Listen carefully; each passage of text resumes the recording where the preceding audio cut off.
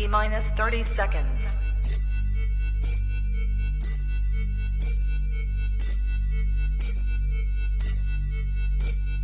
T-minus 20 seconds.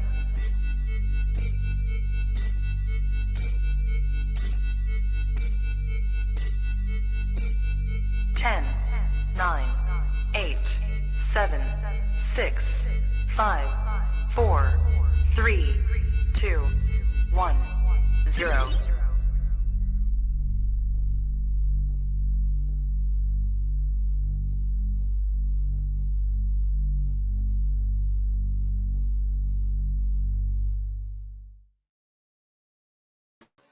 Trap Talk Reptile Network, the coolest reptile network in the world. Welcome to episode 547, I think. I don't know why I didn't put the number on this damn thumbnail. But what's good? I'm your boy MJ. How's everyone doing, dude? It's Thursday night. And who's pumped up for this debate? MJ versus Patrick Holmes. Some people say I'm crazy, going against Patrick on a debate that has to do with chondros. Not a lot of people have the nerve. But you guys are in for a treat because I'm ready.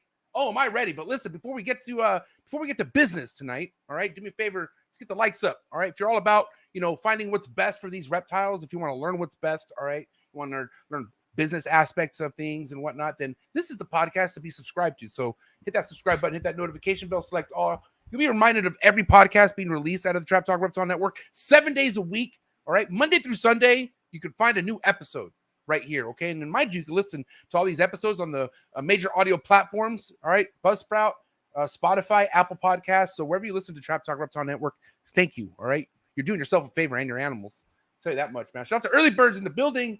Who's here tonight, by the way? Who's excited? I want to go straight to the early birds, man, because you guys really make things happen. We have Germany in the building, D-Lek in the building. What's up, D-Lek? Thanks for tapping in, homegirl. Appreciate you so much. Don't be Shane, my dog. Above all scales, Trap Talk Patreon member all day, every day. I appreciate you guys so much. Hey, by the way, if you're looking for exclusive content, if you want to get more out of what you see at each episode, come join the Trap Talk Patreon family, all right? You can even get more insights of, like, debates, like, between me and Patrick. I give all my trappers the heads up of what's happening, all right? So if you want to be one of those people who are informed, and if you want to support what I have going on, then come join the Trap Talk Patreon family. You can join by clicking the first link in the description below, all right? And as soon as you join the Patreon family, you get linked to a Discord, awesome group chat on IG. It's cracking. Shout out to my boy Shane. Shout out to the homie High Voltage Chondros, Trap Talk Patreon member all day, every day. Appreciate you. Got Australia in the house. Trap Talk Reptile Network be global, right? We have Germany and Australia, and we are not even 4 people deep on the chats. That's what I'm talking about. Represent my dog, Big E, Top G, Building Real Reptiles every Monday right here, my co-host, Trap Talk Reptile Network. All right, go subscribe to the V Unit family. Appreciate my dog being here. Patreon member all day, every day. The homie Cody in the building. What's up, Cody? MORPH Kings. Trap Talk Patreon member all day, every day. The homie Matt B in the building. What's up, Matt? Trap Talk Patreon member all day, every day. The homie Heathen Hatchery in the building. Trap Talk Patreon member. Also, new Chondro keeper. I love to see it. Love to see it. The homie Diego. What's up, Diego? My homie right here in the building. I haven't seen him in a while, and he's not far from me. I hope the family's doing well, Diego. Shoot me a text. Let's catch up. Salamander in the building. What's up, buddy? Thanks for tapping in. Tough Art Pythons in the building. What is up? Reptile in the building. What is up? Trap Talk Patreon member all day, every day. The homie Stack Exotics in the building. The homie Derek. Trap Talk Patreon member all day, every day. Alex Oliver in the building. What's up, Alex? Thanks for tapping in. The homie Nick from the Reptile Pueblo in the building. Trap Talk Patreon member all day, every day. The homie Simon from Australia tapping in. What is up? The homie Eric Morth Factory B Unit family all day, every day. Noriega on the dude, where you been, bro? I haven't seen you in the chats in a minute, player. Trap Talk Patreon member all day, every day. Say what up. Bannerfield's in the building. What is up? Reaper Ball Pythons in the building. What is up? All right. And yes, dude, shout out to the homie right here. Dude, why am I? He's from Florida. It's my player right here. Danny. Oh, Danny, right? I don't know why I'm messing up your name. Anyways, thanks for being here, player. Randy P in the building. What is up? All right. And then listen, if you think tonight's episode's worth any super chat, like my homeboy right here, the Prince, Creative Reptiles, $5 super chat to get me going. All right. Chats get me pumped up. Just to let you know, right? The super chat. So, but if you have an important question, important topic, or if you think I'm right, drop a super chat tonight, please. All right. And last but not least, end this in style, the homie Blake from Blake Exotic Animal Feeders, which is going to be one of tonight's sponsors. Believe it or not, very blessed to have sponsors, people who support what I have doing, because this is my life. This is my career. This is what I do, right? So, and I'm all backed up by some of the best companies in the industry. And one of them is right here. You're looking at it.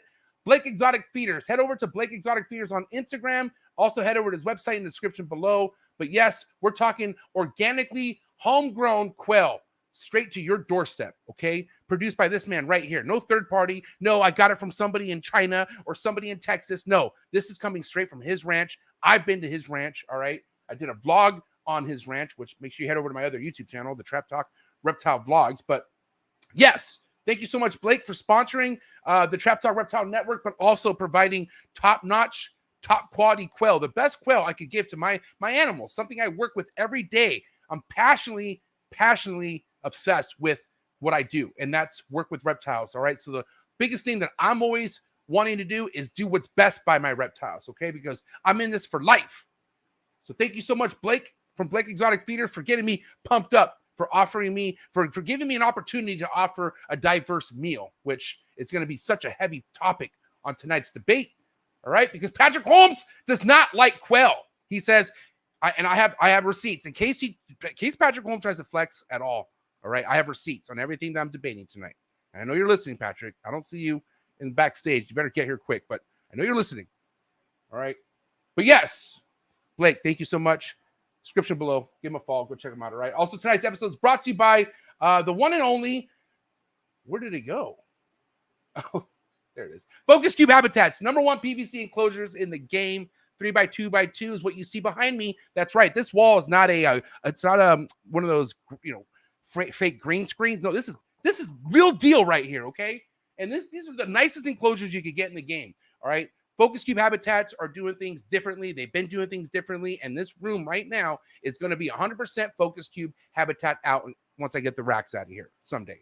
Listen, just got a recent Chondro clutch. Thank you. Listen, I got a lot of love. I appreciate you guys. The love is just next level, all right? Finally got success with, 100% hatch rate on my chondros.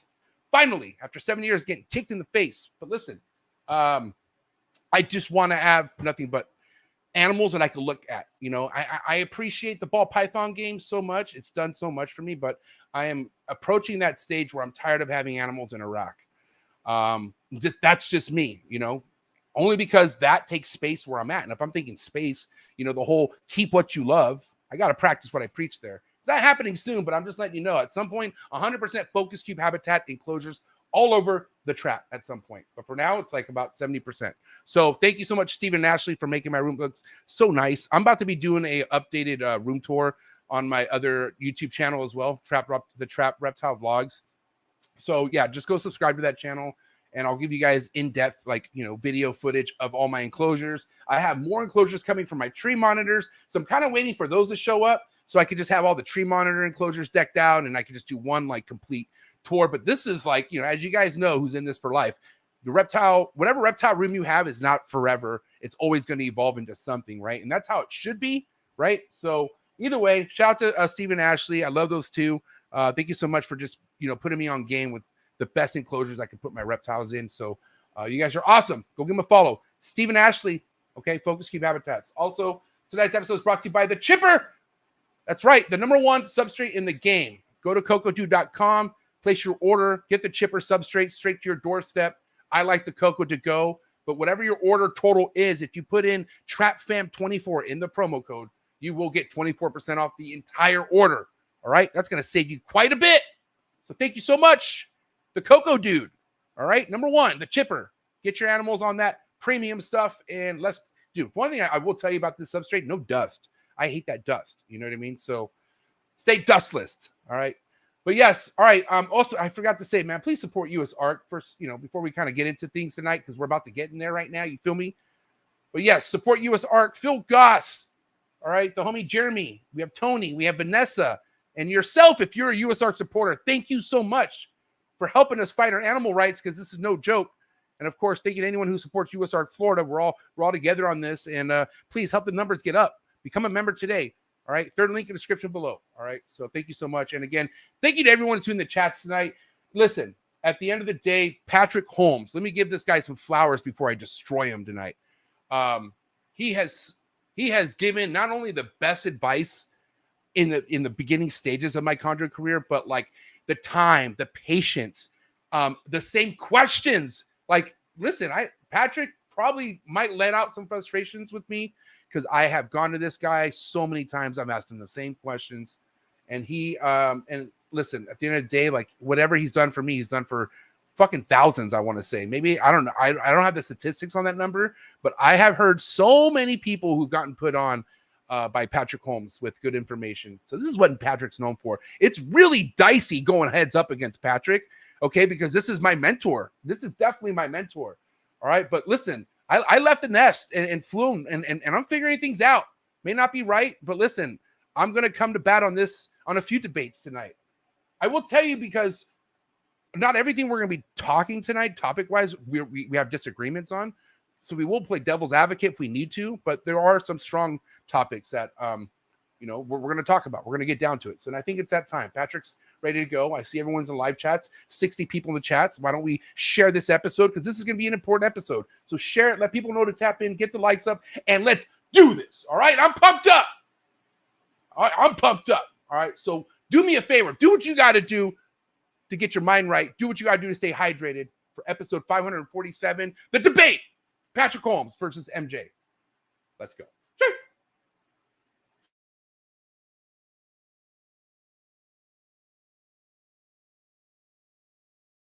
Good. You ready for do more in the future? Trap Talk podcasts? Yes. Man. Only Trap Talk. Exclusive. Yes. Exclusive. Oh. So stop calling us. Scrub the spot, get the club to pop. When I come up with the crop, God love it or not. I'm hot from the hop to the scrub the spot, get the club to pop. When I come up with the scrub the spot, get the club to pop. When I come up with the scrub the spot, get the club to pop. When I come up with the scrub the spot, get the club to pop. When I come up with everybody, we do it. Everybody, we do it.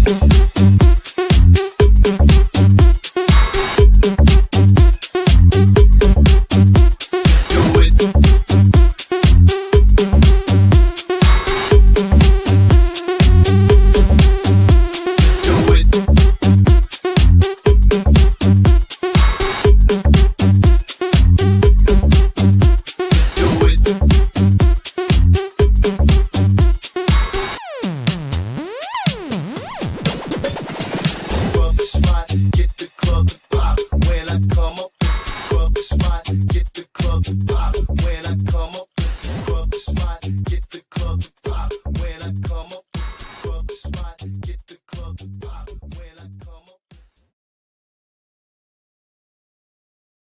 And we're live.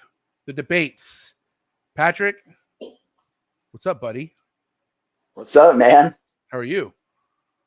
I'm pretty good. I have this silly grin on my face because seconds ago somebody just sent me a GIF on Messenger of somebody saying "No mercy." Oh my God. Listen, at the end of the day, I mean, if it's definitely not that serious, but I definitely meant every word when I said that you are so legendary for just who you are as somebody, a part of this industry and this hobby. You have done tremendous things, man, as far as the advice and time. Because I feel like, listen, you could give advice all you want, but the consistency and time behind what you've done, you can't take that back. And so that right there, I do truly mean before we even get into anything tonight. All right. Yeah, I appreciate that. But listen, I love the fact that you've been on this show quite a bit, because every time you're on this show, it is quite the episode. All right. Jam-packed of great content, but you are also quite the person in the chats. I see you hang out and you're very active. So I appreciate all the love and support you give on all the podcasts. You're also great on that too. But sometimes you'd be dropping comments that kind of get me worked up, Patrick. And listen, okay, at the end of the day, I'm if anything's worked up about this episode, it's me. It's not Patrick. I'll tell you that much. But that's just my personality, and Patrick knows how I am. And he knows. I was just about to say that, saying that I got you worked up is not exactly like an accomplishment or anything. You're one of the easiest people I know to get worked up. What I will also say, though, too easy, but, and I've told so many people this, that one of the biggest reasons that I fuck with you is because I see where you're at with that now versus where you were at with that 6 years ago when we started talking, and the changes that you've made with your everything, watching the podcast grow, but not just that. All that shit's awesome. But what this podcast has become is fucking way far and away beyond anything I ever thought would happen with it. And it's just getting better. Thank But you. I'm talking about you personally, the growth that I've seen in you personally, and how even though you're still reactive and a hothead and easy to work up, you're nowhere near as bad as you used to be. So, Well, because, you know, at the end of the day, you know where it's coming from. I'm passionately trying to get better at what I'm doing, you know. And there's always times, and this is also just a habit of mine. Like, you know, I have a little bit of things that go my way, and then I feel like, you know, I might have figured some things out. And we all know you can't do that with chondros. As soon as you think you figured anything out, you get kicked in the fucking balls, right? And so this is true. one thing I will say that I don't debate on you with at all is my overexcitement for something, for sure. Because before we get into what I want to talk about, you know, numbers, longevity behind, documentation is everything. And whatever it is that I'm excited about, none of those are there, right? But I just have a good feeling about it. So let's get into it, right? One of the biggest reasons, okay, dude, we all been there, especially you with your experience with prolapses. Bill Stiegel's been there. Marshall's been there. I'm talking some of the best doing it right now today have dealt with prolapses. Some still dealing with prolapses. A lot of people, I remember in the beginning when I was questioning about prolapses, I was told it was humidity issues. And then I remember, okay, well, I'll put them over water. I still had prolapse issues, right? And then I remember talking to Bill, and Bill's like, it's not fucking the humidity thing, because I've put them right over water, 100% humidity, and I still get prolapses. So, you know, frustrating things. One of many things that just happens in the chondro world that is kind of a frustrating thing to deal with. So as time goes on, as this podcast is growing, as I have you on the show, Patrick, and many other respectable, relevant hitters in the chondro game, we are talking about how annoying day one pinks or pinks could be feeding to a day-old a new chondro due to the nutrients, right? Now, mind you, some handle it with no issues. And I think I think a lot of you veteran chondro breeders out there could say on an average, a healthy clutch will take a pink. That's not like it's more common for them to take the pink than not to take the pink. But the thing is, there's still quite a bit of numbers of them that don't take the pink, right? But now we talk about the ones that do take the pink, and you yourself have easily been in a rhythm. Like if you feel good about a chondro, Patrick, and it's eating good, you'll easily feed that thing every 5 days, right? Yeah, or more sometimes. I don't have a schedule. It could be 3 days or it could be 7 days, but it tends to average out to about 5 days. And let me ask you, on an average first time feeding, what's the lump look like with your experience on a pink, on a first feeding? Sure. So that's relative to the size of the neonate, because there's a pretty serious range of variability in how big these things are when they hatch out. Real quick, so we don't forget about it, I'm Sure. just going to answer that question from the super chat in a very simple manner. He had asked about feeding before the shed. I have said before that I've seen animals that ate pre-shed that really took off, but that's only been in my experience a couple of times. When I had said that before, I was talking about the experience of other people. I used to occasionally offer animals pre-shed, but I would wait until they had fully absorbed everything that all the yolk that they had absorbed. That I couldn't see a lump in their belly from that anymore. But I don't do that anymore. I wait until they shed now. I've been doing that for years. I just didn't have much success even getting animals to eat before they shed. And had also seen a couple people get regurges that way because I think their belly was still too full from the yolk they absorbed. So I don't offer pre-shed. I see no point in doing that. And with the gecko feeding specifically, I have while this will change eventually when I get my morning gecko numbers up and have some chondros that I want to experiment with. I have never offered a gecko to a chondro unless I had been trying for quite some time to get it to eat pinkies. So just to answer those two questions there. All right. I love you to death, but do me a favor.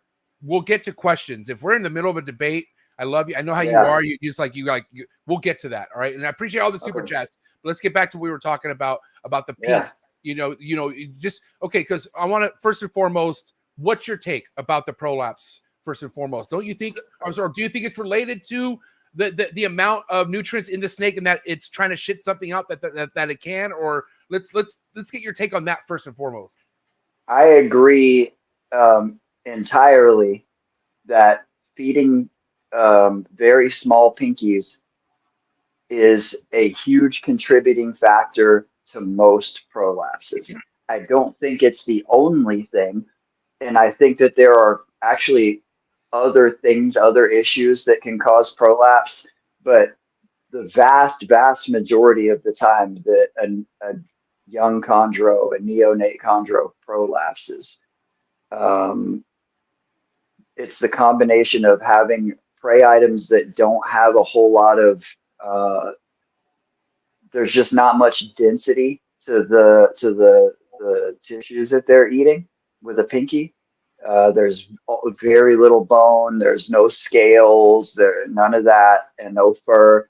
But also, in my experience, hydration is a factor as well.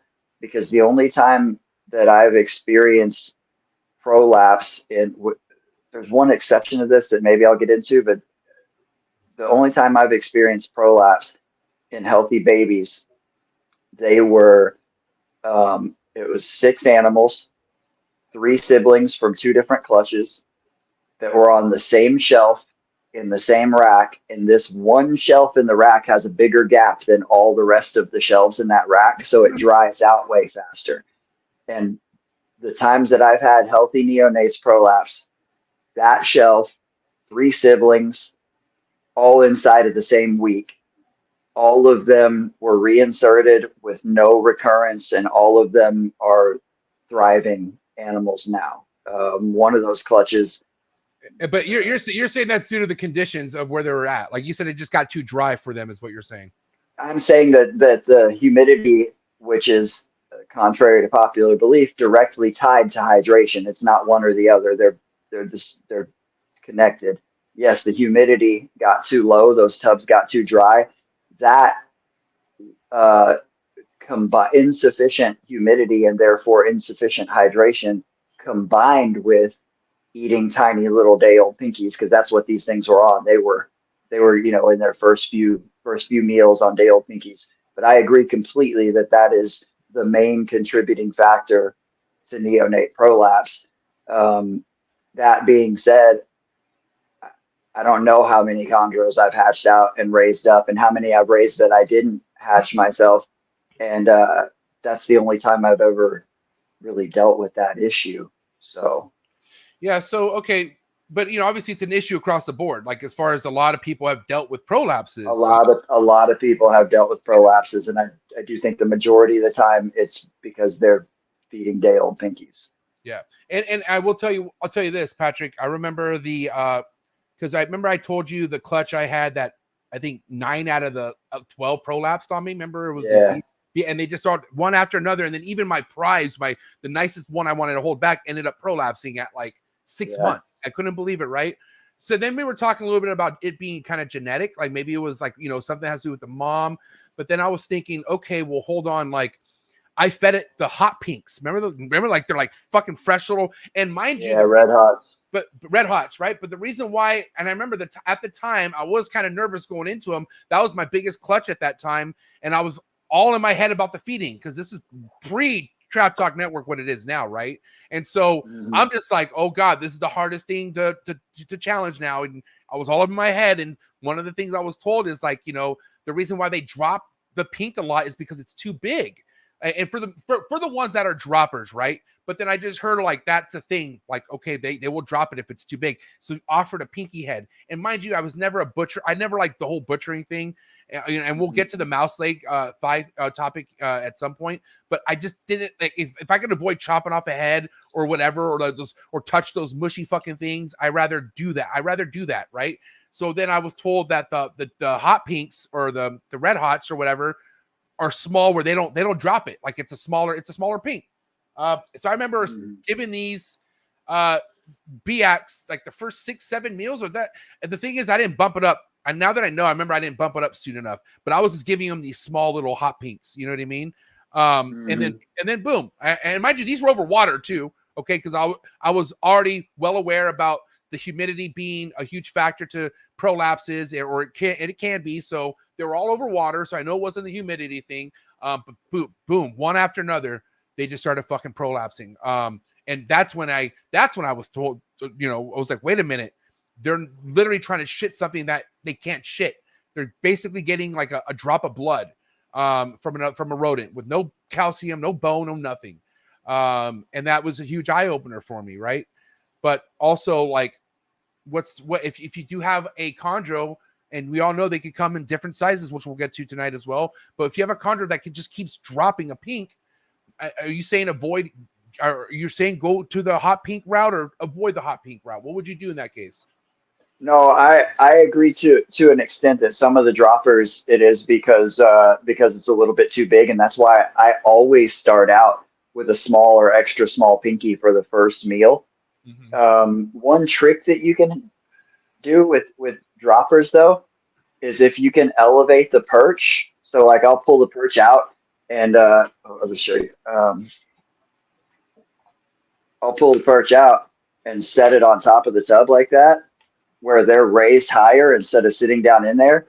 Right. Because a lot of times they let go when it hits the bottom of, yeah. And so when they're elevated, sometimes they have to hold on to it there.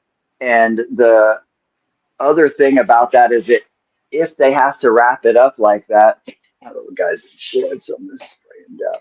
But if they have to hold on to it tight like that because it doesn't hit the floor, I feel like that's part of it kind of helps with the neurological learning component to turning them into a good feeder. That's one of the reasons why we may talk about this more, why I don't push the force feeding thing a whole lot. There's several reasons that I don't, even though I do it frequently, because you can't just force feed the animal over and over and over. There is anybody who's raised these animals and who's got a good number of them started, there is a huge neurological factor in getting them to accept a meal on their own. It turns them into a different snake. Sometimes like that. I mean, sometimes they go like, you'll notice baby chondros are like goofy and uncoordinated. They like will come upside down and like do weird stuff. But the first or second time that they actually hit and grab and wrap it up and swallow it, from that point on, they act like a normal adult snake, and it's like a light switch turns on. It's like it's turning on switches, 100%. Yeah. So, but the thing is that I have, for as long as I can remember, always pushed them to the larger prey sizes as fast as I possibly could. Right. And which some people, I think that a lot of people have had it backwards, and they're worried about doing that because of prolapse, when that's actually the thing that prevents prolapse, is getting them to the larger prey sizes. And I'll have to also throw out here, because I have a note for it, just a quick comment on pinky nutrition. While wild chondros are, as neonates, are predominantly skink eaters, they're also obviously opportunistic and will take other prey, but they predominantly eat skinks in the wild across their range, apparently. Right. But they are rodent eaters as adults. And so their body is set up. They are genetically set up to be rodent eaters. There's some snakes we keep in captivity that probably never eat rodents in the wild, and we feed them rodents in captivity. Chondros are not that. They are from, large juvenile to through the rest of their life, they're rodent eaters. So to say, like a lot of people say, which this is one of the million things that I think people just say because they heard it somewhere and they thought it sounded good, but they don't really think about what they're saying, is to say that pinkies have zero nutritional value. That is categorically false. It's just, I'll not be so nice about it. It's just fucking stupid to say that. What about the hot ones? Like the very even the red hots. All right. They Sure. have less nutritional value, and they are not an ideal prey item. An ideal prey item for a baby chondro is a skink, because that's what they eat in the wild. But there are other things. Or a crested gecko. Yeah, a gecko is a good alternative and more readily available to us in the hobby than small skinks are. I'm working on changing that for myself, just for funsies. But respect, because I have gecko colonies going right now. I have for a while. But Patrick, one thing that's standing out right now to what you just said about the nutritional value in a pinky, how chondros do eat rodents at some point in their life in the wild when they're older, right? More common, right? But it's kind of the same as, us humans as babies. We can eat steak at some point in our life, but it's not going to happen the first day we're born. You know what I mean? So it's but hold on. This is true. Wait a minute. And you see that there are now things out there that people use to kickstart their babies, like in a good way, compared to like back in the late 1800s or something. Now there's certain formulas or whatever that we could give to babies that, that evolve them to where they need to be. Right. My thing is like, obviously rodents is the key at some point with a chondro. Like, and for me, like what I want to make first and foremost is, I'm not saying I never want to feed my chondro a rodent. I'm just saying I want to get it there when it's ready. And what I mean by ready, like after it's been happily eating with no issues, right? We're talking sheds. We're not talking any assist feeding, no force feeding. We're talking it just thriving on anything but a rodent. Before it gets to the point that it can handle a rodent with some sort of hair content on it or something like that, right? And that's my biggest thing, because at the end of the day, it's like, how do we not know that there are just certain things a chondro needs to make sure it could shit it out properly? And one thing I've always paid attention to almost everything now, Patrick, I'm sure you do too, is like bowel movements, man. Like your snake will tell you everything the way it shits. And I'm starting to pay attention to that,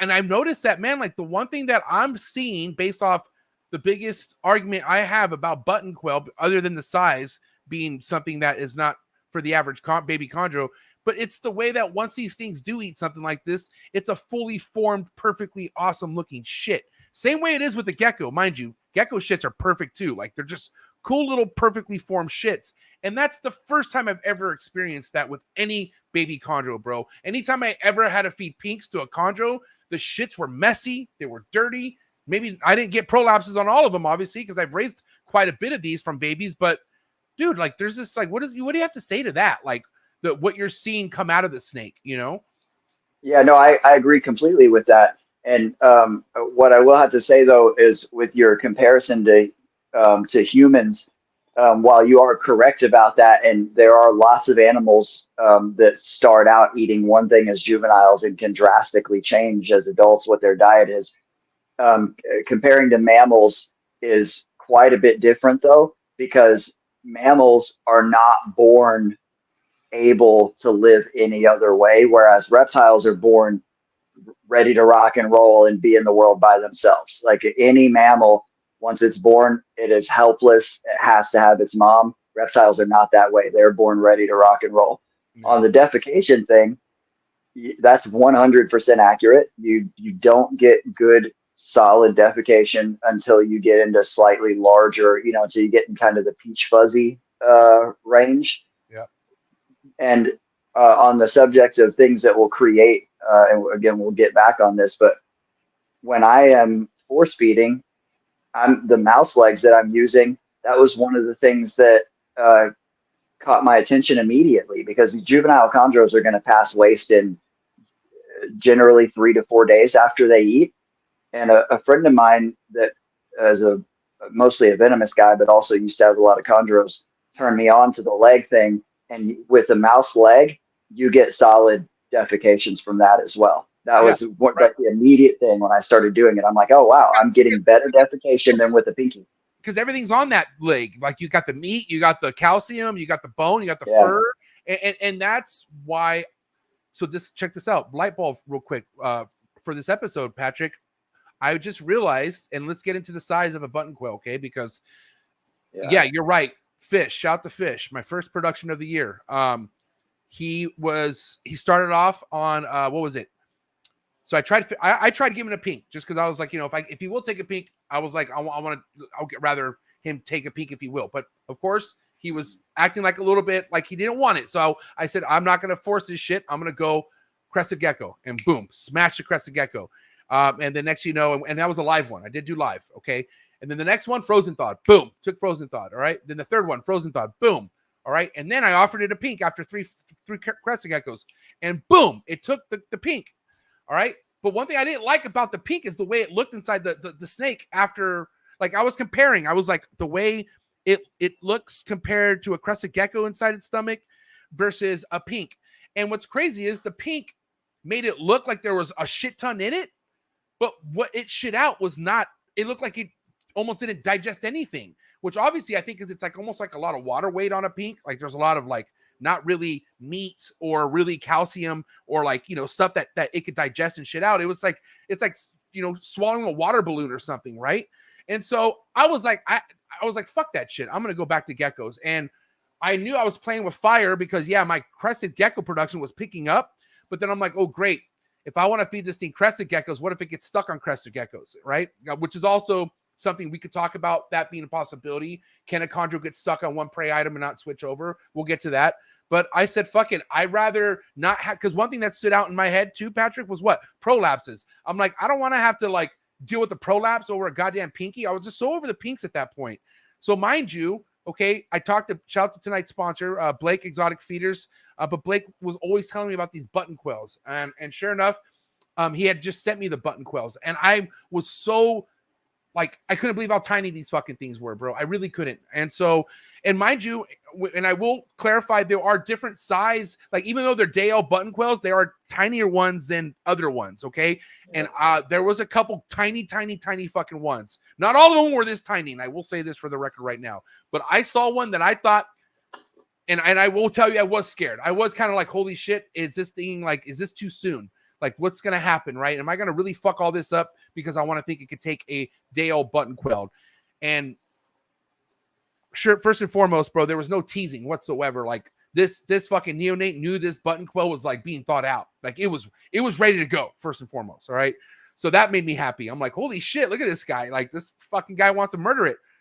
But then as I let it eat and do its thing, I come back, and, bro, the dent that this quail put inside this neonate was like nothing to bat an eye about. You could tell it ate, but it wasn't bloated. It wasn't like, bro, it was impressive. It was the same way. It looked the same way it looked like when it eats a gecko. And mind you, I think the quail we're looking at looks a lot bigger due to the fur. But once all that fur is wet and down to the wetness, bro, I got him weighed out 3.2 grams versus a day-old gecko that's about 1.2 grams. We're not talking big difference in weight size either here based off the scales. Okay. So if I could do something to avoid having to feed any pinks to my chondros, this is why I'm on this type of energy right now, because I would love that. I'm not team pinky whatsoever. I would like to avoid a pink and just go straight to a fuzzy if I could. Right. But I'm also just noticing the growth with Fish, bro. Like, this guy's sheds are coming in and like, it's just, I'm seeing quite the growth already. So what's your take? What do you have to say on that? So the first thing that if we're going to have a debate about something, we need to agree on two definitions, maybe more. There may be more definitions, but you can't have an argument if you don't agree on definitions. Yeah. So the first thing that I would like to define is the word neonate. Neonate very literally means newborn. That's the direct Latin translation of the two words that neonate comes from. It means newborn. And wait, hold on. We have to Google confirm this. Okay, yeah, Patrick's right. Yeah. He's right. Okay. So, yeah, you got to fact check me. And always don't ever take my fucking word for anything. Always look shit up, or anybody else's word. Sometimes people are wrong. And I say dumb shit too. That's just a rule of thumb in life, period. Yeah. So neonate means newborn. This is slightly off subject, but people in the chondro community, we're about the only community that calls our babies neonates frequently, or neos for short. 100%. But what we see all the time is people posting a 6-month-old animal that's starting to change and calling it their neonate. I sometimes see fully changed animals that are a year old and people are still calling them neos. Your fucking 6-month-old chondro is not a neonate. Okay, Neonate means I do that too. I feel like I'm being attacked. I do that too. Can you just like you are being attacked because you're one of these people. Okay, don't go so hard, please, bro. Come on. But No, I have to go hard because I think it's silly. Okay. But for this conversation, when you're listening to me say the word neonate, I'm talking about a newborn chondro. Okay. So all right. The second thing that we're going to define is your favorite word that Bill says, and that's anecdotal. Oh man, anecdotal. Did I say it right? Anecdotal. Woo, Yes, anecdotal. Right. Yeah. Anecdotal means that it is something you are relating from personal experience rather than actual like scientific experimentation or like long enough repeated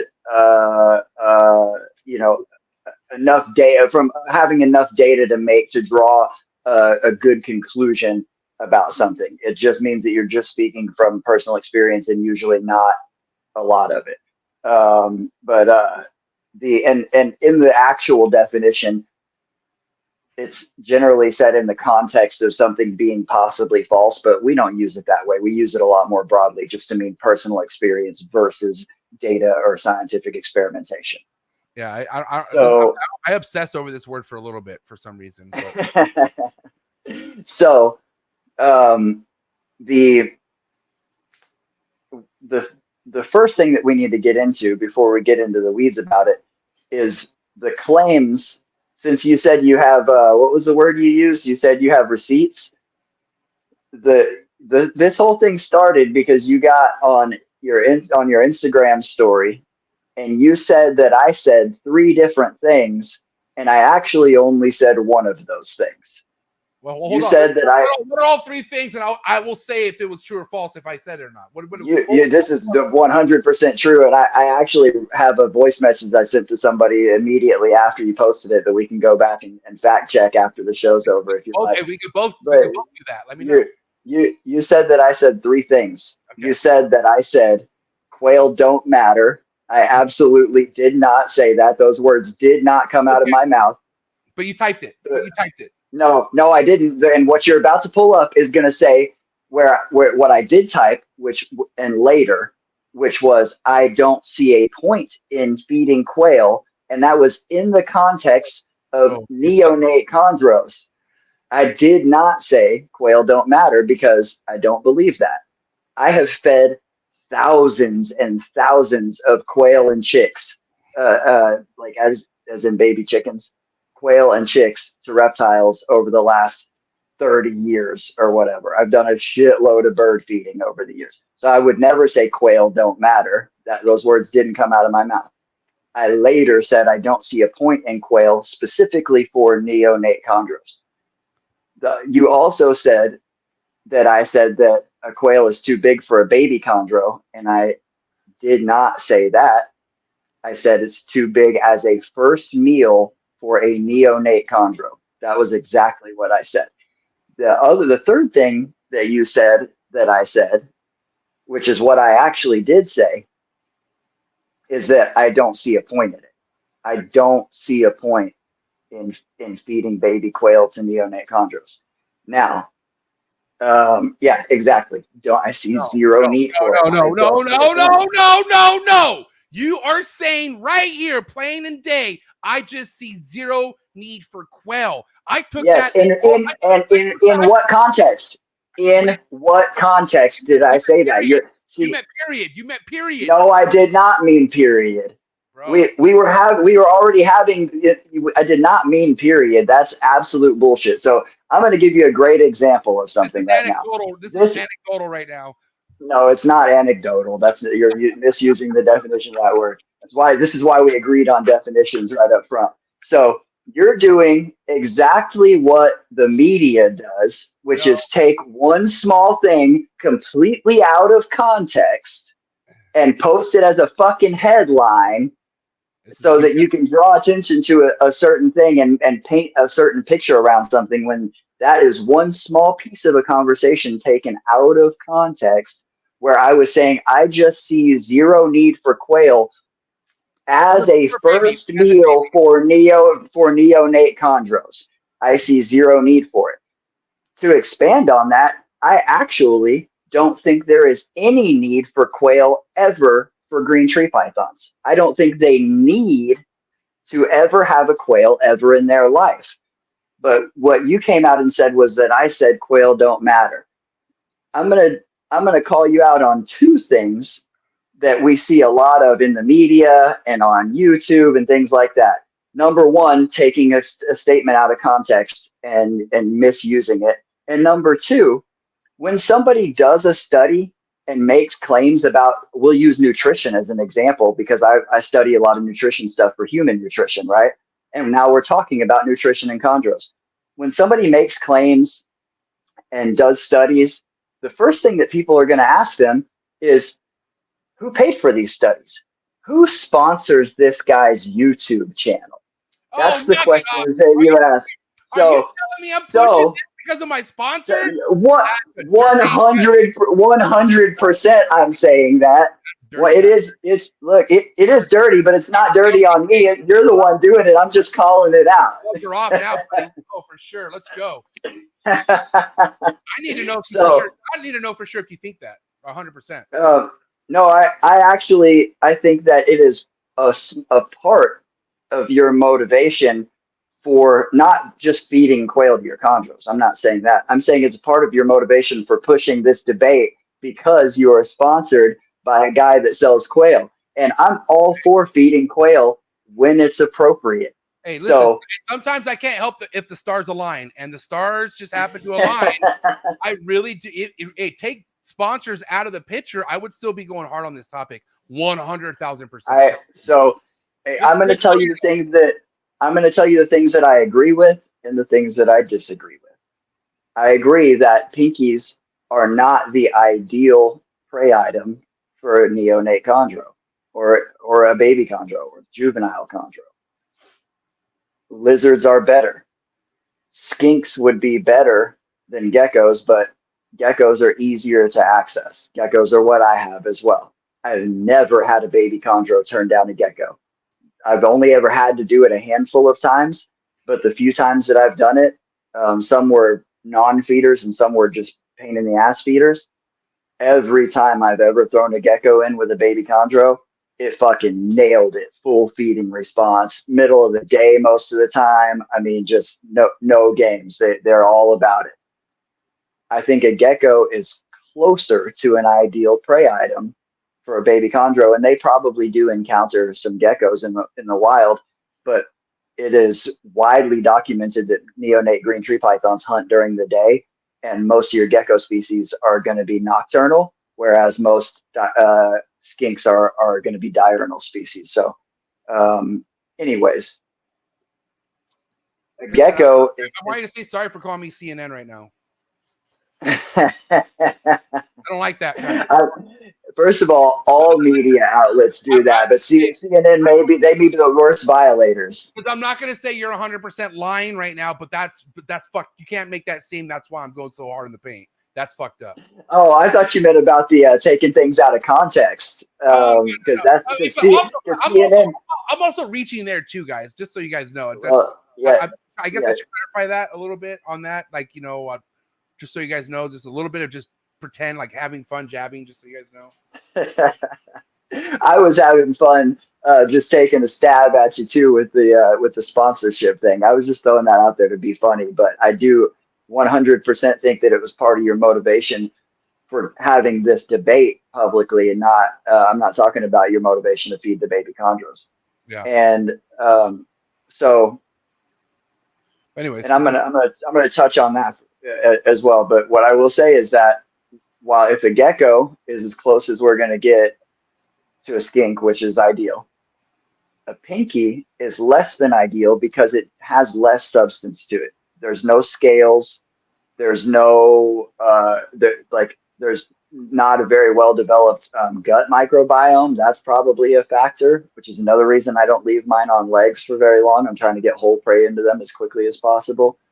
So no scales, no nails, no tails, underdeveloped musculature. They're not nutritionless. That's silly. Like I said before, they have muscle, they have bone, they have a gut, they have all those things. They just don't have them in a very dense quantity.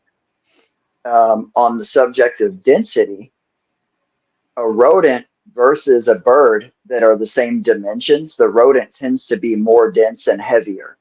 There can be times where that's beneficial and times where it's not.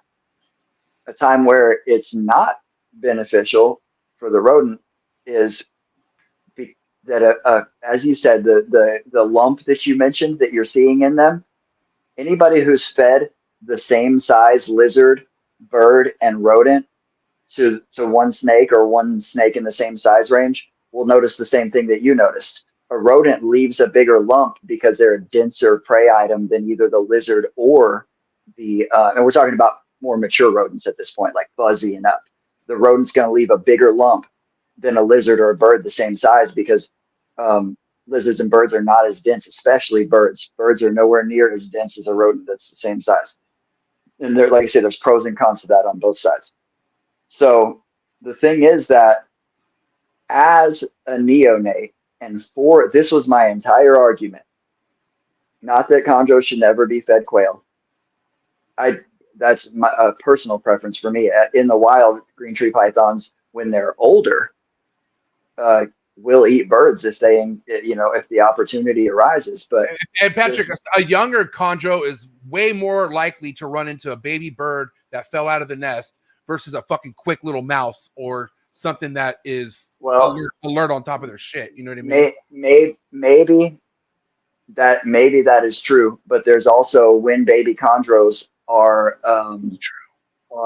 first hatching out, or when they first hatched out, there also may be an abundance of young rodents running around. But the chances of a green tree python finding pinky mice are essentially zero. Like they're essentially zero. But the chances of a chondro finding a bird that is small enough for it to eat and survive it are also essentially zero. So they're definitely not actively hunted. What about a hummingbird? Aren't there hummingbirds in Australia? Yes, but what are the and Papua? I'm sure there are. I know there are in Papua. I don't know about. Actually, I don't know that. There are very tiny bird species, but the probability that a green tree python is a neonate, we're talking about neonate, green tree python is going to find a bird or a rodent that's small enough for it to eat, both are essentially zero. They're much more likely, if they're going to, deviate from the lizard thing, it would more likely be with frogs and insects than it would be with a bird or a rodent. And it is an absolute fact that as adults, they may occasionally eat birds, but they are almost 100% mammal eaters and mostly rats. So the thing about a quail for a tiny baby chondro is that I think it's just a little bit too much, and not just the size. I think the amount of down feathers that are on there, I think the size of the legs and the kind of scaliness of the legs and the claws and all that, the beak, the fucking beak, it's a little bit too much in my opinion. And I'm not saying they cannot handle it. These animals in the wild will eat really big lizards. But here's the thing about the wild versus captivity, and we have to talk about this all the time. All the time. There is, when I called somebody out on this the other day because he has a group called Naturally Keeping Green Tree Pythons. There is nothing natural about captivity. Doesn't mean that we shouldn't try to get natural behaviors going, but there's nothing natural about captivity. So in the wild, snakes constrictors specifically, pythons and boas specifically, will take prey items that are so big that they do not survive it. They literally will grab things and die trying to kill it, or die because they ate it. That's a thing. I think I did that once. I'm not joking. Because but mind you, this also came from Joe Switowski. So really, who knows? But I remember having a neonate that was doing great, and I can't remember exactly how big of a size, but I remember that point in time. I'm like, oh, I think that's too big. And the next day I come in, and it rolled over and died. Which is kind of like, I always thought I had this thought that snakes usually know what they can handle, but that's not always the case, I guess, right? No, frogs will eat themselves to death too. Frogs. By the way, this is Patrick's godson right here. This is Patrick. So mind you, whatever's going on between me and Patrick, don't take it out on my son right now, okay, Patrick? I will say this is the next day after feeding it a button quail. Sure, and this was the argument that we had about that. Actually, I'm going to tell you one quick little thing first about taking huge meals.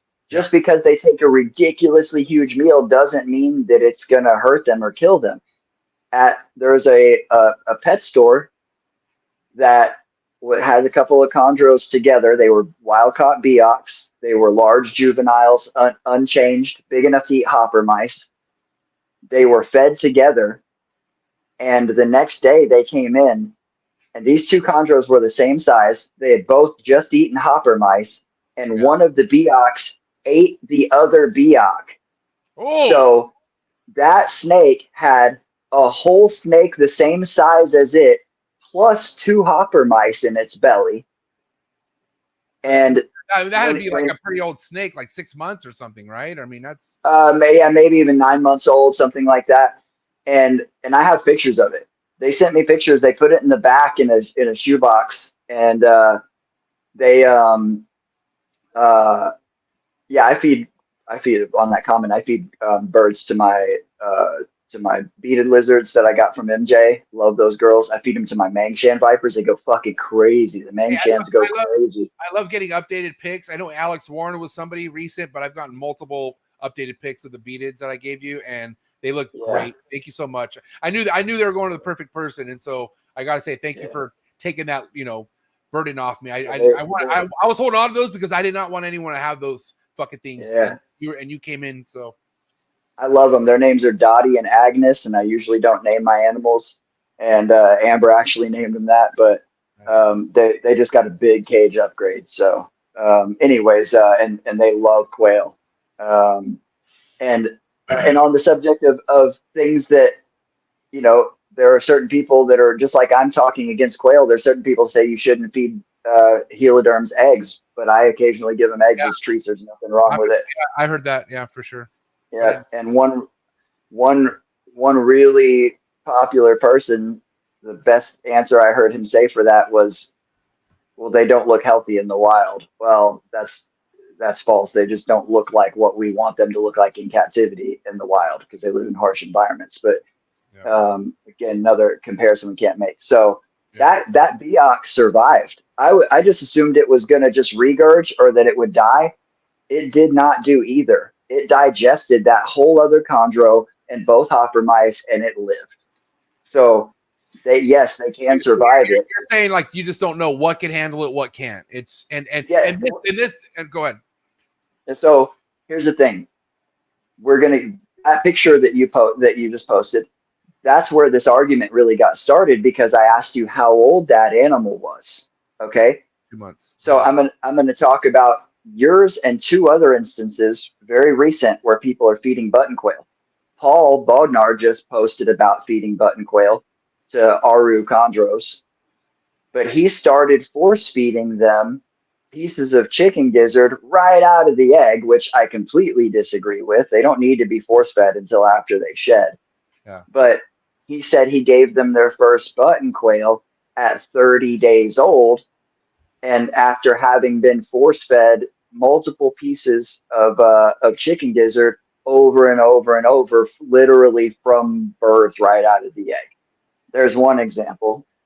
The first example that got me going on this was a few months back. Brian Latimer posted, I made a post about button quail and used the word neonate, if I remember correctly. And I'm, instead of saying something like starting a thing in the comments, you know me, I reach out to your DMs. We're going to talk about it personally, right? Yeah. I don't, people are more receptive, except for you, MJ. You get mad if I call you out privately as well. But people are, then you like get over it a few minutes later. But, That's fact. which, yeah. And to be fair, a long time ago, you may not have ever gotten over it. Now you're Oh, you have yeah. matured and evolved. This also, me and Patrick's friendship all started based on Pat. I had no idea who the fuck Patrick was, and I started picking up imports. And what happened was one of the chondros that I had already gotten came in, and it kind of looked like shit. And I was already telling people it was coming in, and so I posted the ad picture. Like it wasn't my picture. I posted the picture that the ad was on, and it was one of Joe's pictures, right?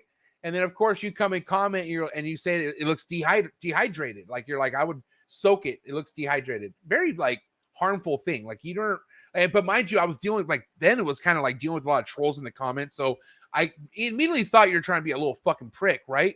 So I remember clicking on your photos, and all I see are yoga poses. And then then I'm like, and I go to Joe, I'm like, dude, who the fuck is this guy? And then like, I'm not gonna lie, Joe didn't say anything. Like he didn't say anything bad, but he didn't say anything good. Like nothing to like at least give me a heads up. So I definitely right away had some type of way about that name, Patrick Holmes. And then mind you, it led, and then it led to Facebook groups. And then there was, I don't know if you remember this, let me jog your memory, but back in the old BIAC, the BIAC group, what's the name of the BIAC Brigade? The BIAC Brigade. Yeah. What was the dude's name? BIAC Brigade. What was the? He's no longer around no more. He's around, but he kind of sold his collection. I forget his name. Real nice guy. Thomas. Yeah. Thomas. Okay. So I was very new to that group, and I'm still outspoken then too. And then I referenced something in the comments to Lil Wayne, and none of you guys got it. And you guys were kind of like, the fuck does that mean? And try to like belittle me in the comments. And then you actually got where I was coming from, which connected our conversations to Facebook Messenger. But then when I connected the dots, that was you from Instagram. I feel like a total, I feel like a total asshole because by then I already fucking looked up to you. I was like, dude, this guy Patrick, like I was, Facebook is where I really found out who you were. You know what I mean? Because this is well before you'd had any arboreal obsession page. You were just like, you just had personal stuff like food pics, yoga pics, and very minimal chondro pics back then. But mind you, listen, I am who I am. And this is why Patrick says he fucks with me, because I know I have little flaws, but I do everything I can to work on those and just own my shit. And Patrick, I own my shit. Even though sometimes I don't want to admit it, I eventually do say, okay, you're fucking right. You know what I mean? And I want to carry this. First and foremost, I think we got enough out of the way with the quail. Can we move forward to the next topic? We can. I want to say one last thing about that fits perfectly with what you're saying right now.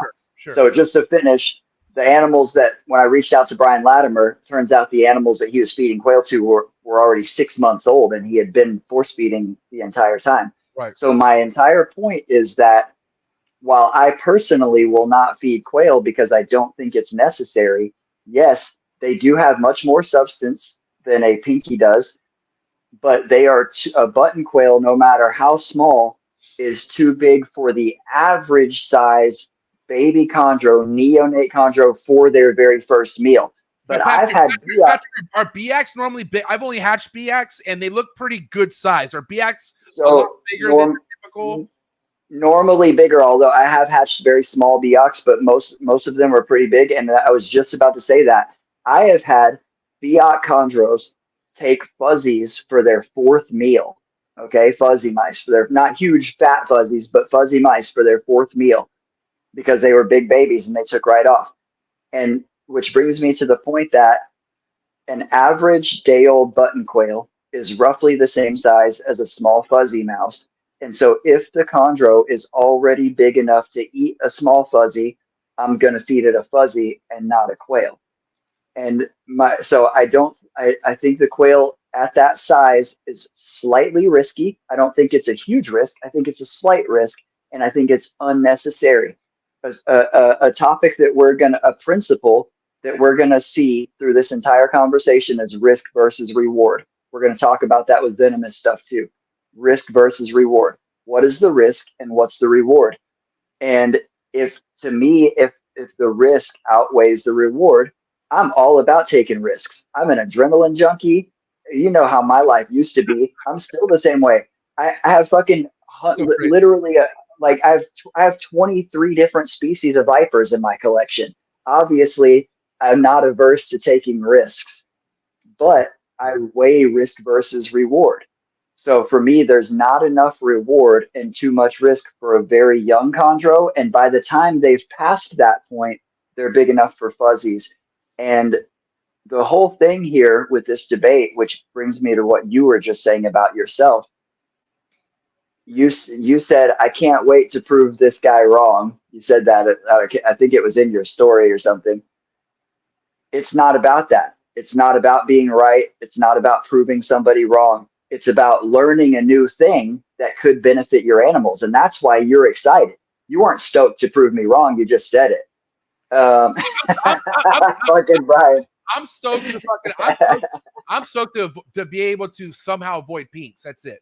That's all I want to do is avoid pinks. And first and foremost, I want to avoid prolapses. That's the biggest thing, bro. When you go 9 out of 13 prolapses, bro, you do have a little bit of PTSD in you. That's all I got. No, I agree. And that's never happened to me. And I think that was an example of where maybe something else was also going on and not just the pinks.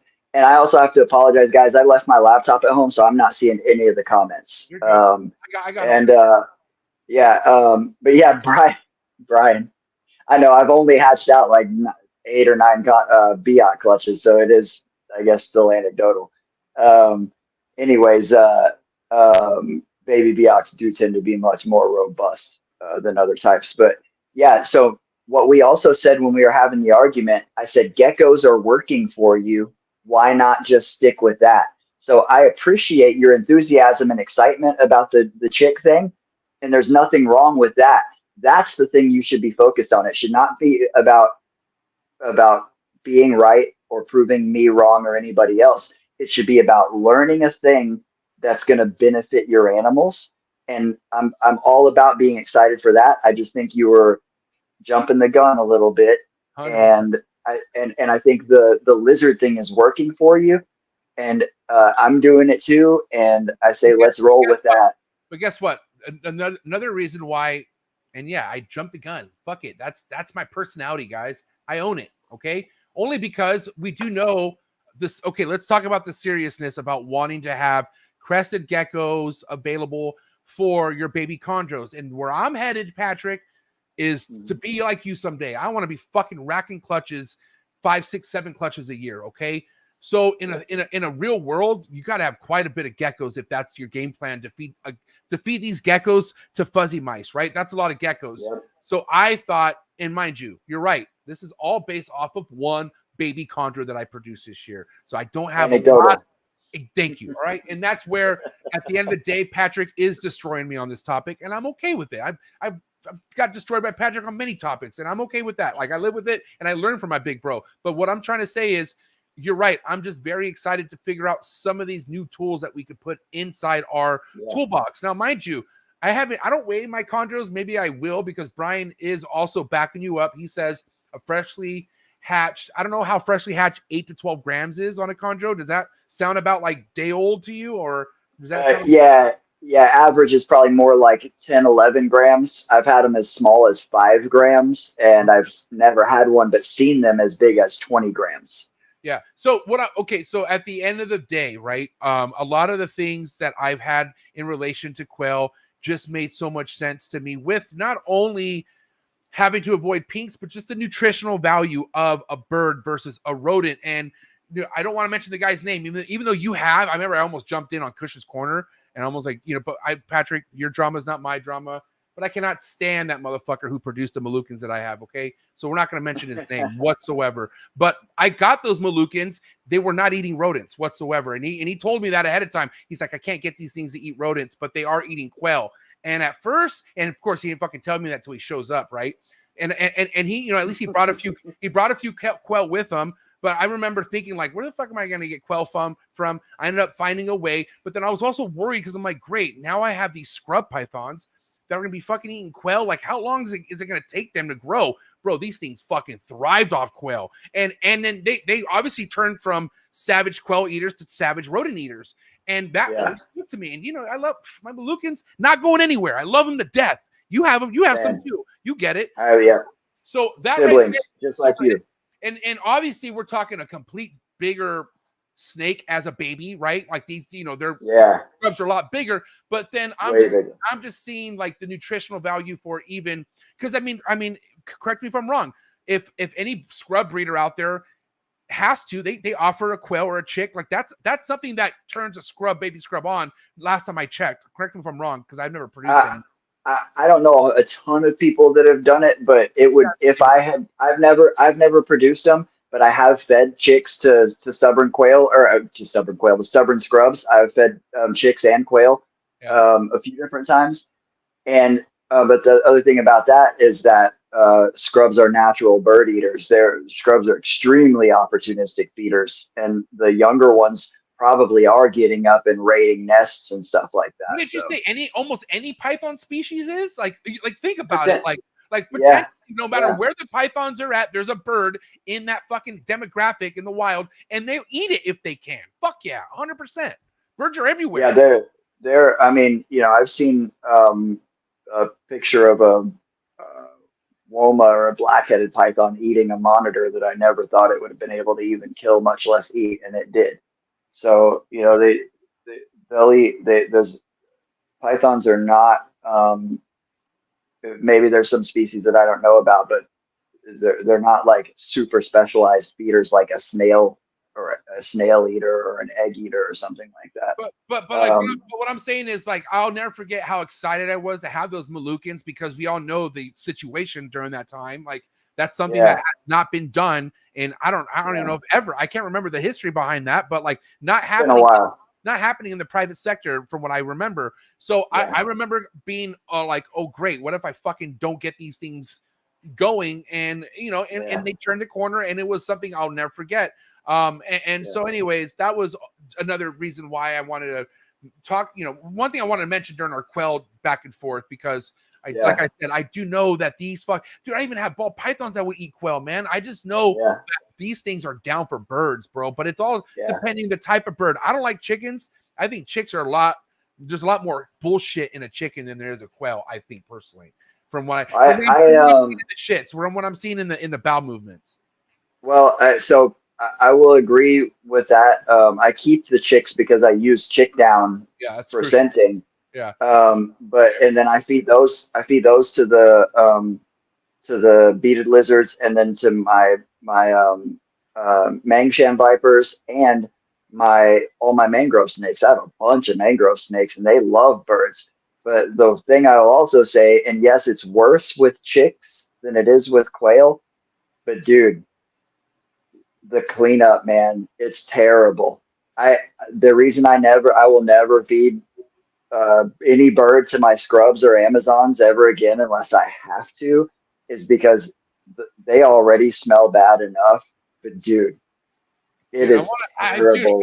My scrubs, bro, I still feed quail to my Moluccans, and bro, the shits aren't that bad. I'm wondering if just what the quail's being fed, or that's a possibility. Are you getting shitty quail? That's why, like, bro, I might just send you some of the sponsors' quail and just let me know how it works. I was just going to make a joke about the sponsor. That was a push. Okay, but listen, we only have so much time. And before we kind of move on, before we get to the next topic, I do want to shout to the homie from Australia. We want to answer this super chat real quick, but he wants to know, what's your opinion on injecting pinks with dissolved calcium, vitamins, oils to boost the nutritional value of the food item? I think that's a great idea. The reason that I don't do it and that I don't know that it's popular is because it's kind of hard to figure out exactly what you should be adding to it, and it could be potentially risky. Again, another risk without even knowing what the reward is, because dosage is a thing, and you can 100% overdose something that small on vitamins. I'll give you an easy example. my vitamin D3 supplement that I take during the winter when I'm not getting as much sun. I think everybody should take a D3 supplement during the winter. It's cholecalciferol. You know what I do professionally? I work in pest management, right? I literally sell pesticides for a living. Cholecalciferol, my vitamin D3 supplement, look this up. Cholecalciferol is also a rat poison. So toxicity of everything is dose dependent, and things like calcium and especially certain vitamins could very easily be overdosed. So in a small dosage, cholecalciferol, vitamin D3 as cholecalciferol, supports my immune system and helps keep me alive. How do you spell that? Cholecal. It's CHOLCALSCIFEROL.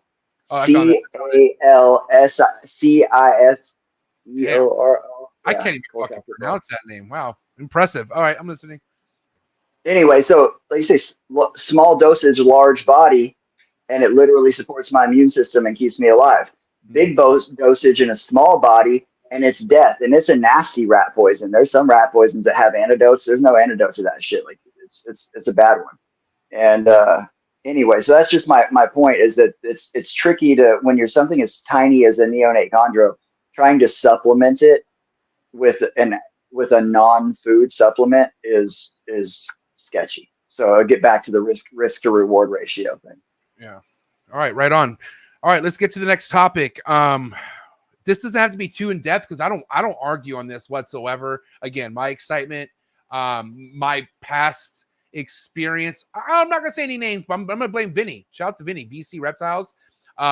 He basically posted a successful BAC clutch on his Instagram, and he butchered the shit out of the eggs. And I was like, what the fuck?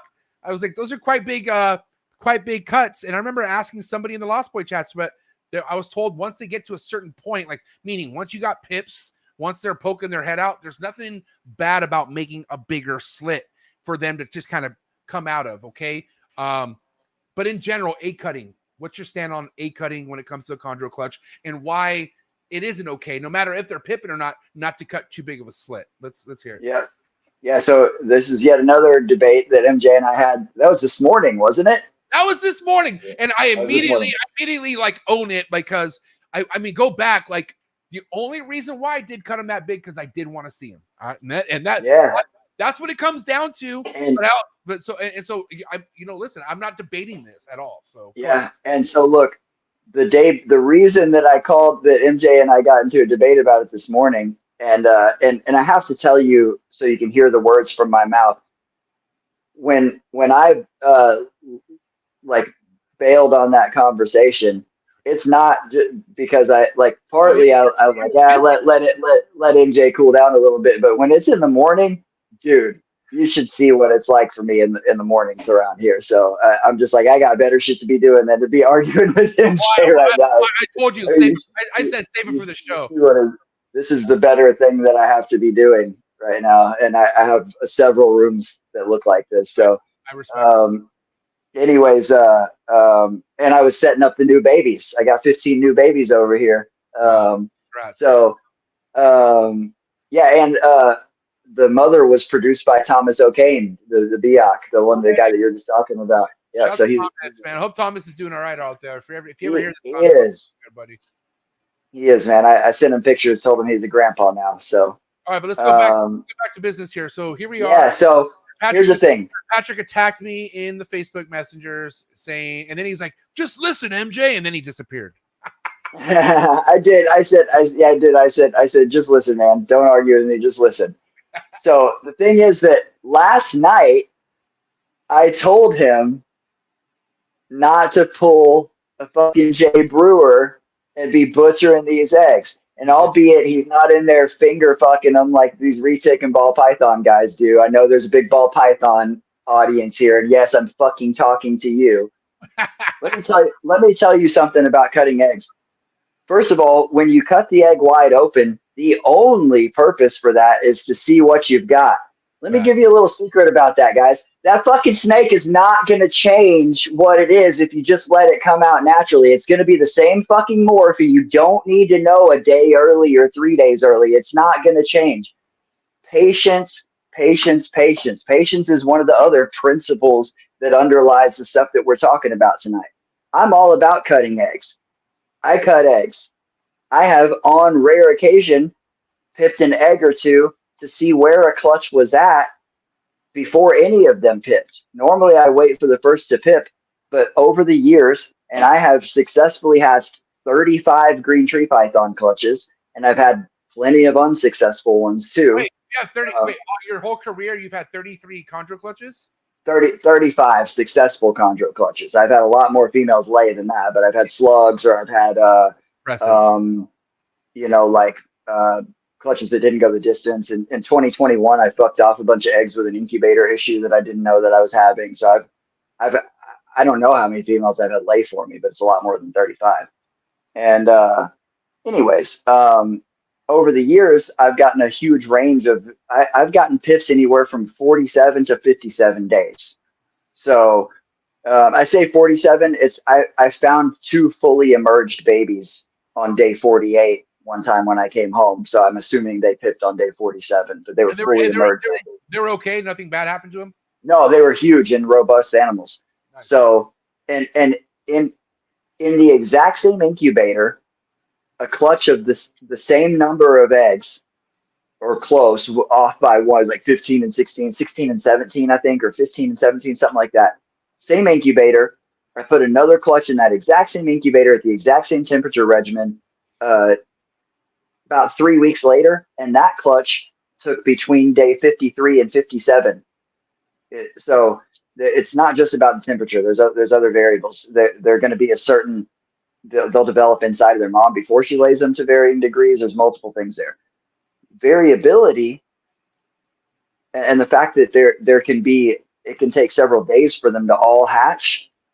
It can be anywhere from 2 to 7 days for an entire clutch to hatch from the first time they pip.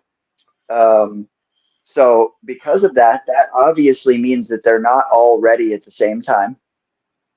If you cut an egg, and I'm also talking to the ball python people here, if you cut an egg and there's a lot of clear fluid and you see those big, shiny, rounded, active blood vessels, which we see that every time any retic or ball python. Every cut looks like that. Everyone. Guess what, guys? That baby snake is not fucking ready to come out. Those blood vessels collapse before the baby is ready. Those vessels collapse and they have finished absorbing their yolk. When you pull a baby snake out of an egg and there's still active blood vessels, you are starting that snake off with a deficiency. You are starting it off. It's starting its life at a disadvantage. You know that if you germinate a seed and you let the root come out too far just in water, and you have another seed that germinates and it already has fertilizer when the root comes out, the plant that comes from the one that had fertilizer from the start will be a bigger, more productive, more robust plant than the exact clone seed that just had water when it first came out. That's a fact. You're doing the same thing to your snakes if you're cutting them that early and pulling them out of the egg before the blood vessels have all collapsed and you're letting them absorb the yolk as much as they're going to absorb. Which brings me to the problem with cutting the eggs wide open and cutting too early with green tree pythons. Green tree pythons are not ball pythons or retics. They are much more delicate, relatively speaking. As neonates, they're very tiny, and we want them to have every advantage that they possibly can to become a robust adult. And so we want them to absorb as much of the yolk as possible. When you cut the egg wide open, you can sever those blood vessels before they're ready to collapse. You can stress the snake to the point that it will come out of the egg and tear its umbilicus off and leave the yolk behind. I've seen that happen. It's happened to me multiple times. And I've never cut an egg wide open like that before. Never once. And I've still had babies come out too early because I was pipping and messing with them. When you pip chondro eggs, normally you should wait until other ones have pipped. Sometimes, because I have a ton of experience with it, I do a couple of exploratory pips. And 99% of the time that I have pipped an egg before the rest of them were already starting to pip, it was obvious immediately that it just wasn't ready yet. I made that first snip. A lot of clear fluid starts to come out. I can see a little bit of blood. Cool, you're not ready yet. I make a 1/2 inch slit, a single slit. If I want to pip and actually see, I will make a V-shaped 1/2 inch slit, and I'll take those tiny little scissors or some tweezers and just lift that tiny little flap. Sometimes I want to poke a baby and see if it's alive, but if it's still bright red blood vessels and really wet inside of the egg, that baby's not ready. When that baby's ready to emerge, and this is not that it happens like this every single time, this is on average the way it's supposed to be. The blood vessels collapse and a bunch of the fluid absorbs and evaporates, and it's going to look it's still sticky and wet in there, but they're not swimming in fluid. So the next thing that can happen, and this is rare, but it does happen, is that if you open an egg too wide, especially if you're not still in like 100% humidity, or pushing 100% humidity, which is the egg box conditions, those fluids in that yolk can dry up and bind that baby up, and it will die stuck in the egg because it can't get out. Whether it literally physically can't get out and just dies, or it actually dies from the stress of the struggle, that's a thing. Somebody that we know really well, I won't call him out on it, but he cut eggs and then pulled them out of the egg box and put them in a hatch box on a dry towel. And when he sent me a picture of it, I said, "Is that towel dry?" And he said, "Yeah." I said, "Dude, soak that towel right now, or those babies are going to dry up in the egg and they won't make it out." And sure enough, he lost several of them just from the short period of time they were in a dry box on a dry towel. So he took them out still in the egg, or they emerged out of the egg? Yeah, still in the egg. They were all. A lot of guys do that. Once they all start hatching, or once they've cut them all, they pull them and put them in a hatch box. No, fuck that. Personally, and I like your hatch box setup with the moss. Some guys just use wet paper towels. I got that from you years ago. You've been doing that for a while. Forever. And I love the moss. I've done it with every single clutch that I've ever hatched. Yeah. And I put damp sphagnum in with every species, even corn snakes and bull snakes. Every species of snake, I put them on with a little damp sphagnum, but way wetter with the chondros, because high quality orchid moss is not funky and dusty. It's really nice, and it has antimicrobial properties. It does not mold easily, and it's slightly acidic, and they're able to just kind of get in there and clean themselves up on it, and it keeps that humidity really nice and high. But I leave them in the egg box in the incubator until they are mostly emerged. Like this last clutch, there were 2 eggs that were late to emerge, so I moved all of them to a shoebox and put it in the baby rack. And the 2 eggs that hadn't emerged yet, I put them in a deli cup with their own moss inside of that shoebox with the siblings. And they came out 2 days after the rest of them, and there was nothing wrong with them. They just weren't at the exact same stage. They took longer to absorb. Yeah. So that variability is why we don't want to just butcher all the eggs. Yeah. We want to make the only reason to cut at all, in my opinion, is because sometimes the eggs are a little thick, and babies can struggle to emerge. And I have had a couple of times where I had big, robust babies from eggs that seemed really thick that died in the egg trying to get out. And people can make an argument and say, "Oh, well, they're just weak or whatever, and those aren't supposed to make it." Well, maybe that's how you can look at it in the wild, but in captivity, there are other variables at play. And I used to wait until they were all starting to pip. Now, if I see scratches on an egg, I'm cutting it. And you can tell from the inside, the babies are working that egg tooth. And you'll notice, I saw my first scratches, like not ones I made up in my head. I actually saw my first scratches. It's like a raptor is coming out. It's really cool. Yeah, that's exactly what it looks like. Yeah. In the pictures that you posted, guys can check and zoom in on that. You can see around where the baby has come out, there's other little scratches where they were trying to cut through, and some of them go through and some of them don't. Eventually they get a spot through. But sometimes that shell is thick. Sometimes the baby, because for whatever reason, is not strong enough to make it out. And if it's your prerogative if you want to just leave them, but I like to cut eggs when they're ready. The same thing, tiny little slit. Don't butcher your eggs. Don't finger fuck your babies. Make a little slit. Dude, pause, bro. Like, fucking come on. No, And listen, I don't hey. care.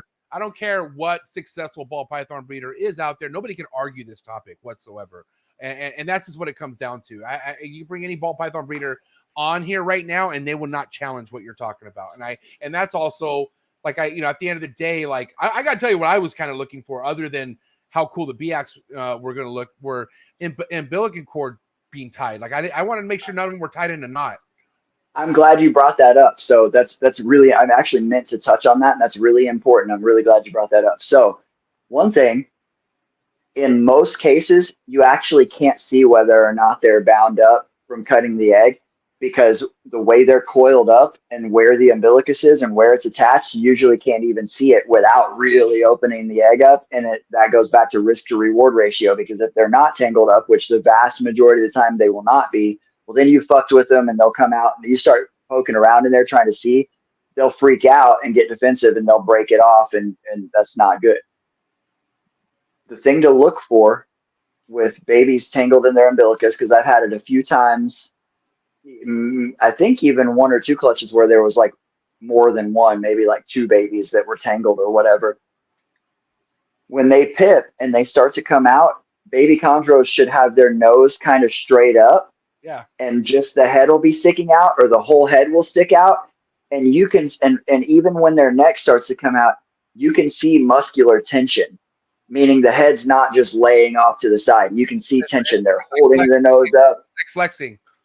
Yes, exactly. And if their neck is out, you can see a little curve in their neck. They're kind of hugging the egg with their head and their neck. When they're tangled up in their umbilicus, they will wear themselves out and be exhausted, and their head will flop over. So if you see the baby that looks like there's no muscular tension in the head, if you see it kind of flopping around like this instead of looking more active and strong, that's a sign. And that's a situation where you want to take that and carefully slit the egg a little further and use tweezers to open it up a little further and see if you can see whether or not the baby's tangled up in its umbilicus. Got it. That's good to know. In which case you want to get those scissors and cut it loose as far away from the we'll call it the belly button, the place where the umbilicus attaches to the ventral scales. As far from that as you can get and still free it, that's where you want to cut it. Yep. All right. Awesome. This should be a quick one, because I feel like you're going to just destroy what's been being said to a lot of these new keepers, because a lot of new keepers, just like myself, they get advice, they hear something, and they spew it out to the next person they're getting advice from, right? And you want to know what I've been hearing, Patrick? A lot of these ball python breeders that are, not a lot, but at least a handful that are starting to invest into chondros, are being told not to get any pure BX localities, because it's not quite it's not a sought after locality that people really want to get into, and it almost devalues a project. Please. And I don't even, again, not a debate on my end, but I want to hear this from Patrick. What do you have to say to that, Patrick? So what I will say a couple things about that. Please, all you new keepers out there, that's absolutely true. Take that advice. Leave all the fucking BX for me. I'll take all of them. So yeah, BX are trash. Don't buy them. If anybody who's listening right now, if you have BX, they're a terrible investment. You should just send them all to me. I'm cool like that. So I'm going to relieve you of the burden of your terrible BX. BX are the most variable locality of chondro. They are the most likely to have extreme traits in their natural form. Yep. There is no other locality of chondro that naturally exhibits so many traits that we attribute to designers, right? Lots of yellows, black speckling, white speck, all this stuff.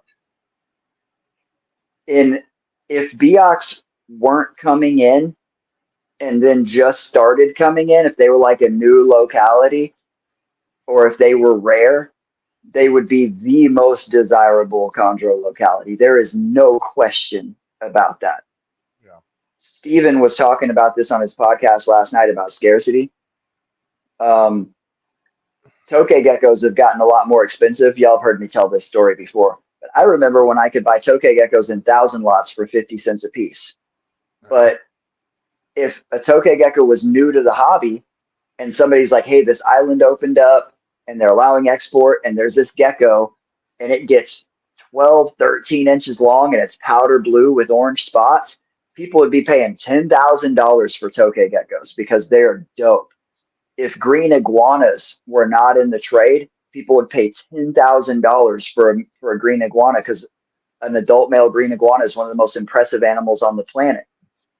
Biocs are the most commonly imported green trees, and so they are not highly valued, which I fucking love because I have a ton of Biocs that I bought from pet stores and on Craigslist for $300, and they're some of the coolest snakes that have given me some of the biggest clutches, and some of the most extreme animals that I've ever produced have come from breeding designers to Bioc females. Bioc can enhance anything. You can breed any green tree python to a red neo Bioc, and you will get some extreme results. There you go. From the man himself, the Bioc general of the Bioc army. And to give a little something, a little shout out to Ryan Young. It's because they're hybrids.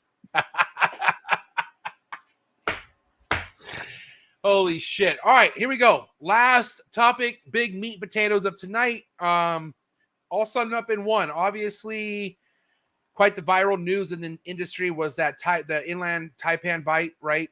Which obviously connects to the venomous community, which you are a part of that venomous community. I know a lot of people just know you for chondros, but that's definitely, it's a lot deeper than chondros, as we've talked about before on this show. But, you know, I don't think you're definitely not a part of any of the circus that goes on with the venomous side of the community. But I want to hear what your stance is right now, Patrick, with this guy getting bit, not giving a shit, and coming out of it. But then also like the whole idea of people still having the balls to want to free handle Mangshan vipers or fucking cobras. You know what I mean? Not really getting the message.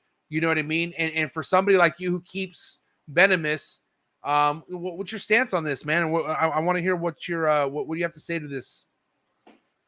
Sure. So Steven talked about this at length last night. I'm going to get into basically some of the same incidents that he was talking about and just give you my spin on it. So if there's anybody who's been living under a rock and doesn't know this guy, Jeff Leibowitz, I think is how you pronounce his last name, who is like the moderator for this just fucking dumpster fire Facebook group. It's pretty bad. Venomous snakes. What is it? Venomous snakes classified? It's like the trailer trash, like lowest bottom fucking freak show. Like not. It's like it's not healthy. And this guy is the ringleader. Yeah. And so, look, you guys know me. I'm not much of a trash talker. It's just not really my thing. But that fucking dude, I have zero respect for that guy. He is not a good keeper. He lives in a trailer and keeps fucking those, what are those serval outcross cats called? I can't remember what they call them, but they're like serval. Yeah, serval. Yeah. I think his were hybrids though, but they escaped, by the way. Anyway, they never found he had one escape, keeping that thing in a trailer, giant jungle cat in a trailer. He's keeping all of his venomous stuff like full grown. He had like mambas in aquariums and shit sitting on the floor. It's all euthanized now, by the way. He has not one. All of the snakes are dead. Yeah. So he had an inland taipan, which inland taipans are arguably the most toxic snake on the planet. I mean, it's the level of toxicity is ridiculous. It's like I used to have this number memorized because I read it in the Guinness book, but it was like 0.00385 milliliters was enough to kill like 125,000 mice or something like that. Like it's insane how toxic they are. Jesus. And the number of humans that can be killed by a single bite is ridiculous. This guy posts a video of him free handling his baby inland taipan. He's super lucky that it was a baby, and it's a myth that baby snakes are more dangerous or that they can't control their venom output. That's just not true. He's lucky it was a baby. and he's free handling it and talking about how he has control over the snake and how they're easy to handle. I'm going to make a note about that. I've been handling venomous snakes for 31 years. I've been keeping them for like 28 years. I've never had a bad envenomation. I have worked with cobras and mambas.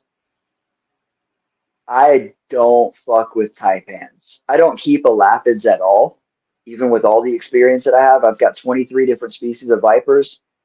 There's vipers all around me right now, and I don't fuck with elapids because of the risk to reward ratio. It's not there for me. The reward isn't high enough because I'm just not really into a lot of them.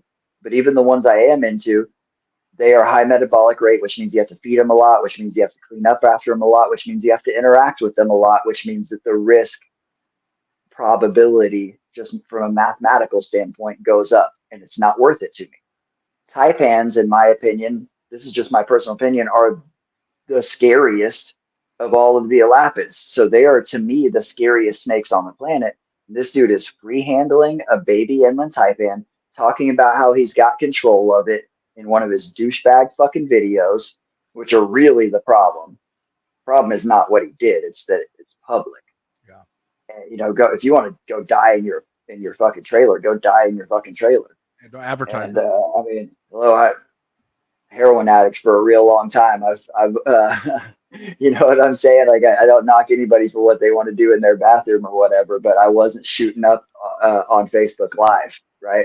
I never posted my overdoses on the internet.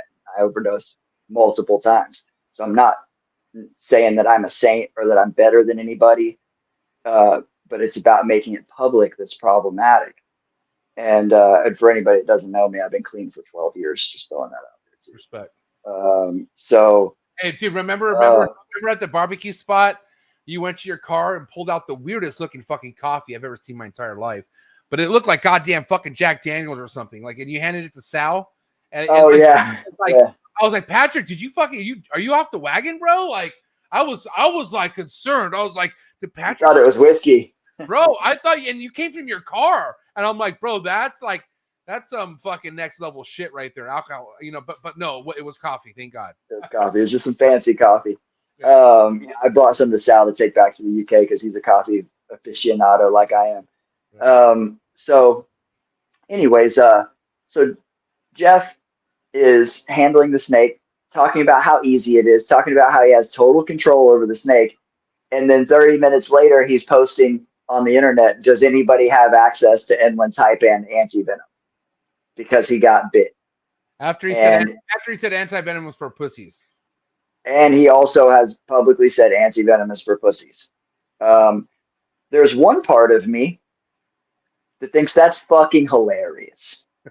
Like, what a better way. Like, it couldn't have been more ironic and more like perfect for it to be that snake with that dude after saying that shit that he got bit, and then have to suck it up and ask for it publicly too. But as funny as that may be, I don't wish harm on anybody. There's actually a lot of people that kind of wished he would have just died from it and gone away, but he'll just be replaced by the next fucking jackass. That's facts, bro. So, there's a whole world of these guys out there, just so you guys know. It's yes. And so he survived so far. He may end up with like permanent damage, neurological damage. Dude's already clearly neurologically damaged, so whatever. But it made headlines, man, and that's the problem. Everybody was sharing it. Steven touched on this last night. He was talking about commenting on these threads. You're not helping when you're drawing attention to this shit. You think this dude's a jackass? You didn't see me sharing that shit on my Facebook page. It's embarrassing. It's embarrassing to our community. It's embarrassing to me as a keeper that I'm wrapped up in a class with somebody who behaves that way. It's embarrassing. And it is not good for the community to share that shit. And it went viral. if you want to call it that. And there's news articles and blah, blah, blah, blah, blah. Oh yeah. And the dude got all of his stuff confiscated, and they all got euthanized. And, you know, they weren't being cared for properly anyways. The reason they were euthanized is because no legitimate place would take them because of disease risk, because of the conditions they were being kept. Yeah, they're dirty. Yeah. Nasty conditions Yeah. in tubs on the floor, all fucking just disgusting. You know what I mean? Real trailer trash shit. But here's the thing though, Patrick, should this affect all other venomous keepers? And mind you, because we just said this ain't gonna stop. Like, this is one guy now, right, who's just creating multiple little fucking minions of himself. But I mean, and you know what's crazy, because you think about the gun law situation, right? Like, you know, obviously I don't think we should have our guns taken away from us. I think that's important, but it's almost like the same thing here, because I do know there are responsible venomous keepers out there who don't fuck around, and as much as they probably do stuff off camera, they keep it off camera because they don't want to promote that type of shit. But on the other half of the other end of the spectrum, there are these fucking goddamn Uncle Festers out there. You know what I mean? So like, what do we do, Patrick? What's the solution here? Just like Steven said last night, the first thing that you can do is not share these things and not draw attention to it. The algorithms feed off of that shit. Yeah. If you don't comment on it, you don't share it. Yeah. Mm-hmm. Yeah. I'm listening. Sorry. And so look, there are levels to free handlers and responsibility. And like, there are some guys that are really, really well known for free handling and have huge followings that are actually very legit keepers. David Means. And very legit herpers.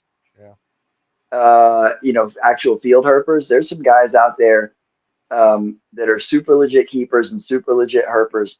And I disagree with their public free handling, but it's what got them their following. Okay. Yeah. And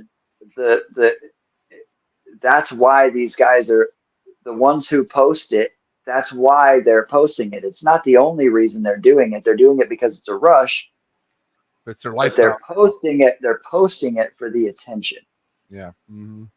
Like I said before, I'm all about the rush. I get a rush nowhere near like I used to, but I still get a rush when I'm moving venomous stuff around for maintenance and whatnot. But it used to elevate my heart rate anytime I got any venomous snake out of an enclosure. It doesn't do that anymore, but it's because I have thousands and thousands of reps with it. But I still have snakes that keep me on my toes. And on the subject of free handling Mangshan vipers, I'm going to say two things about this. Jeez. One, I have a pair of Mangshan vipers. The female is one of the two scariest snakes that I've ever kept in my life. If I had to like order every snake that I have and rank them as to which ones I would free handle if I had to, she is damn near at the bottom of the list. With my Zadcan rattlesnake that wants me dead all the time, and my Bilineatus that are super toxic. Like, that snake, their strike range is insane. Their fang length is insane. And their strike speed for a semi-arboreal is insane. They strike like an eyelash viper with the reach of an eyelash viper and the speed of a terrestrial viper. It's insane. There's no anti-venom for Mangshan vipers.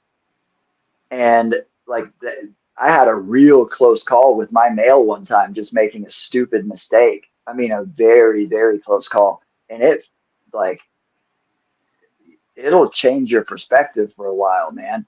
And, you know, I misjudged where he, like, I thought where he was positioned in the enclosure, that it would be okay for me to move this piece of cork bark with my hand instead of with the grabbers, because he was on the opposite end of the enclosure, asleep, with his face in the wall like this, and I total opposite end of the cage, and this is not a real big snake. And I reached in there to move that cork bark, and he, in one move, spun around and struck in that direction, and it was way too close. You should remove things from the snake should be removed from the cage and first. And if it's not removed from the cage first, you should use a tool to remove the water. I have big, long grabbers. I have all that stuff, man. I just was being impatient. It's all about patience. I was being impatient and reached in and grabbed that thing, and it almost cost me my arm or my life or $1 million hospital bill. I have a friend who got bit by a squam not entirely too long ago on the end of his finger. People talk about, oh, this snake's not that bad, or that snake's not that bad, this one's not deadly, whatever. Squams are generally not said to be deadly, but there's also no direct anti-venom. This gentleman is extremely fit, extremely. The dude is I don't want to put him out there. We'll just say that he's a veteran, among other things, and is he all more around. fit? Is he more fit than you or not? That's all. I mean, it's all you got to say. Depends on how you measure it. He is stronger than me for sure, and the dude is just an absolute beast of a human being. He's super healthy, So what's wrong? super fit. Is he okay? Let's kind of get to that. He's okay, but he lost half of his finger, and his hospital bill was $1.34 million. Oh my God! After insurance, or he had no insurance, or what the fuck? He had insurance, and I won't speak on the rest of it because it's not my place to speak on it. But his hospital bill was $1.34 million. So, and I saw it. He didn't tell me that. He showed it to me. And but you know, this is not a black and white thing. Okay, there's like everything else. There's gray areas. Number one is the public thing, and how dangerous a snake is a variable. We're talking about free handling venomous snakes. What's the picture that you used of me to promote this podcast? Free handling. I'm free handling a mangrove snake. Mangrove snakes are venomous. Mangrove snakes are venomous. Mangrove snakes are venomous, but they're rear fanged. I've been bitten by 4 different types of mangrove snakes, all the way from neonates to 7 feet long, and many times by babies, and I've never had a reaction. But I've never let one chew on me before. They're mildly venomous. They have their fangs on the back of their mouth, but people who have let hognose snakes and garter snakes chew on them have had terrible reactions and swollen their hand or their arm up, had tissue damage, nerve damage. Those snakes are thought of as being harmless, hognose and garter snakes, but they're rear-fanged and venomous too. And so there is a huge range of how toxic a snake can be. And I want to give a shout out to Dan Malari, who sent me this awesome shirt in the same box as this snake. Shout out to Dan. This girl is the blackest Jimmy Cincta that I've ever seen, and she is in phenomenal condition. This is an import. That shit looks venomous as fuck, bro. Holy God. Yeah, she's a wicked looking snake. You can probably even see that iridescence. So, you know, that's a really awesome animal, and it is venomous. I will pick those up with my hands, but you know what? I try not to get bit, and I do use hooks with my adult mangroves too, because I'm trying not to get bit. I don't want one of them to latch onto me and be able to get an envenomation. And I also don't play with them. Like the picture that you used today, I get that animal out every once in a while, like a few times a year at most. And usually I just leave him in his cork bark when I'm changing his cage out. But every once in a while I'll get him out to show him off. If I have, on the rarest of occasions that I have people at my house. And a couple of times I've taken some pictures of him when I had him out. I think I've had maybe like 4 photo sessions with that snake where I had him on my hand, and it takes me a long time to calm him down. It takes me probably 15-20 minutes to get him calm enough to be safe to take pictures, because he's a savage. That thing's a monster. But yeah, man. Those things have quite the personality from what I remember. Yeah, but I have put my hands on vipers, and I do hand and hook. I grab them by the tail and hook technique with a lot of my snakes, and I have free handled vipers. It's been a long time. Well, I say that like there's certain situations where I'm putting a snake away back in the enclosure, and I've got it tail and hook, and then I let go with the hook and just drop it into the cage with my hand, but it's going to be something that can't turn around on me, Waggler's Viper or something like that. But that's different than actually play. That's just me moving animals around and using my hand as a tool, which can be risky, and sometimes it's not if you're doing it properly. That's different than playing with a snake, a venomous snake. And then but if that's your thing, if that's what you want to do, I still disagree, because if something happens to you, it looks bad on the community, and legislation can get passed, and your family is going to think it sucks that you fucking died. It's like saying you're comfortable drunk driving. You know what I mean? Like, it's just not like, okay, cool. You feel like you're good at it and you've done it, but it's just a matter of time. Like, why like, that's a selfish thing to do. You know what I mean?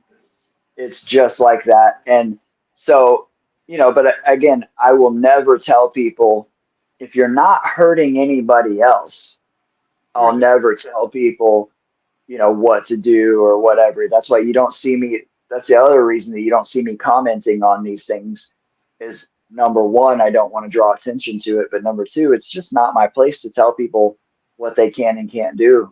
Well, because Patrick, when you do that, no matter what, someone's going to come at you. Like, there's like you're going to have some people who are going to rally with you. You're going to have some people who are going to come at you. And I want to mention this before we kind of wrap things up tonight. Obviously, there's a big figure in the venomous community. Shout out to Cody Bartolini. Okay, I was going to bring up the subject. And Cody had an opinion on, I don't know the gentleman's name with the face jewelry and shit, whatever. And no offense, like that's cool, but he had some opinions on that. And mind you, like, I respect Cody, I definitely do. But do you think he was out of line the way he like tried to like make awareness of this dude holding the Mangshane Vipers and but then do you think the backlash he got for doing that was like worthy of it? Like, because obviously the whole free handling community just fucking went after this dude crazy, like next level. And so let's finish things up with that. Everything about that situation, I have it in the notes here to bring it up, and it was one of the last things I wanted to touch on. So perfect timing with that. Everything about that was fucked up. I understand Cody has strong feelings about these things, and Cody, I've never been to his place or whatever, but from the reports and from talking to him, and I have snakes from him, and seeing what he does, he seems to be a very, very responsible venomous keeper, and he's very safe with his stuff. And while I do agree that you should have as much safety protocol in place as you can, there is also a point where, like, maybe there are certain things that are unnecessary or whatever. Again, things that it's not my place to tell people what to do. But the way that Cody came at that dude when he made that post was not the best idea. I don't really need to repeat the stuff, but he was, it's fine if you don't have respect for the dude because he's free handling and he has face tattoos, but that doesn't mean you need to publicly disrespect him. And, it just doesn't, like, the backlash that he got from it, in my opinion, was very disproportionate. And I'm not surprised that a bunch of fucking loudmouth douchebags are tearing him apart, and fuck most of those people too. Fuck yeah, I agree. Fuck you, douchebags. You guys are so, fucking douches. But Cody should not have come at him. I'm not going to say, I don't like using that word should. That was not the way that I would have done it if I was trying to bring attention to it. And it doesn't do anybody on either side any good to be disrespectful. Yeah. If you want to bring attention to something, do it respectfully. Okay. Yeah. And the way Cody did it was very disrespectful. And so I'm not surprised that all those people freaked out on him.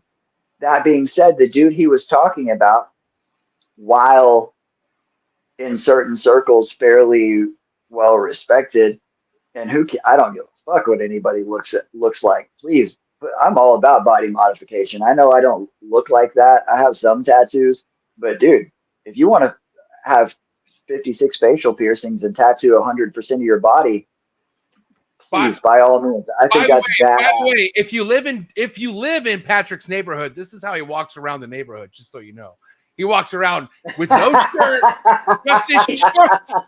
This is how you can find Patrick. So he's not trying to judge out there. Trust me, he's not. Do you remember what we were doing there? We were doing our best Bob Boo impression. Oh, that's Bob was running around with his hoochie daddy shorts and those old Quadzilla over there, Bob Boo, and we were doing our best Bob Boo impression. But I do walk around like that.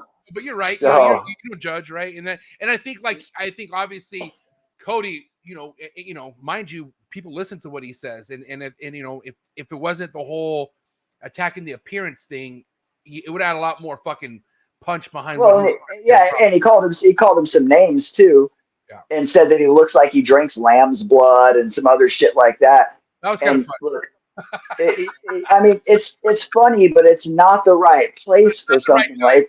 It did way. He may have had a good intention with that, but goddamn, what did you expect, dude?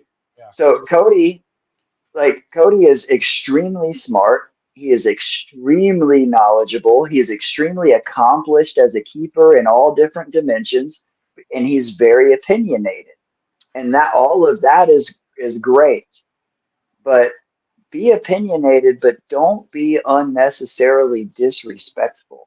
Yeah. And so the things that people were coming back and saying, talking about his wife and saying all this shit, all of y'all are fucking assholes too. Yeah. And low lives. Coming back at his disrespect with more or worse disrespect is not cool either. So everything about that whole situation was a bunch of asshole douchebaggery. And, I'm not really friends with a lot of those people, and I'm not taking sides. Cody fucked up doing that. But I understand how he feels very strongly about those things. He thinks I should use hooks on my mangrove snakes exclusively. So, whatever, like I say, to each their own. But that kid that he was talking about is well known for free handling and posting it. And the picture he used, he's handling 2 Mangshan vipers. Yeah. There is no way to control 2 of those things with your hands in anything that's even remotely safe. And I'm going to tell you a quick little story about a copperhead that I've told before. When all these guys, if they all just say, fuck you, I do what I want, at least that's more honest. It's the ones that, it's like my snake, I do what I want. Like Steven said last night, you can't really argue with that. Yeah. Yeah. Well, you can, but when they say, I know my animals, bro, and I read their behavior and blah, blah, blah, that's fucking bullshit. Yeah. I'm not tooting my own horn here. This is just a fact. I am an elite level snake handler. And that's not because I'm a badass. It's because I've done it for my whole fucking life. I've been playing with snakes. Patrick don't look like it, but he's pretty old. I will be 44 in like 2 weeks. Fuck. And I have been handling snakes for like 42 years. And I have handled tens and tens of thousands of snakes in my life, and thousands of venomous snakes, thousands of times. But I don't feel like there is any venomous snake that I have that I could free handle, and just feel confident that I absolutely will not get bit, as good as I am and as well as I can read my animals. I was doing a photo shoot with my buddy Don Champlin one time. Shout out to Don. He's the one that takes all those badass pictures that Reptile Report shares his stuff all the time. I wish I had Don to take some pictures of my animals. That guy has a good eye. Yeah, he's really good at what he does. Check him out. He's Don's Reptiles on Instagram, and he's got a couple other modeling photography pages and stuff too. He's really, really talented dude and a really good friend of mine. He's going to be over here next week. We're going to get some cool pictures.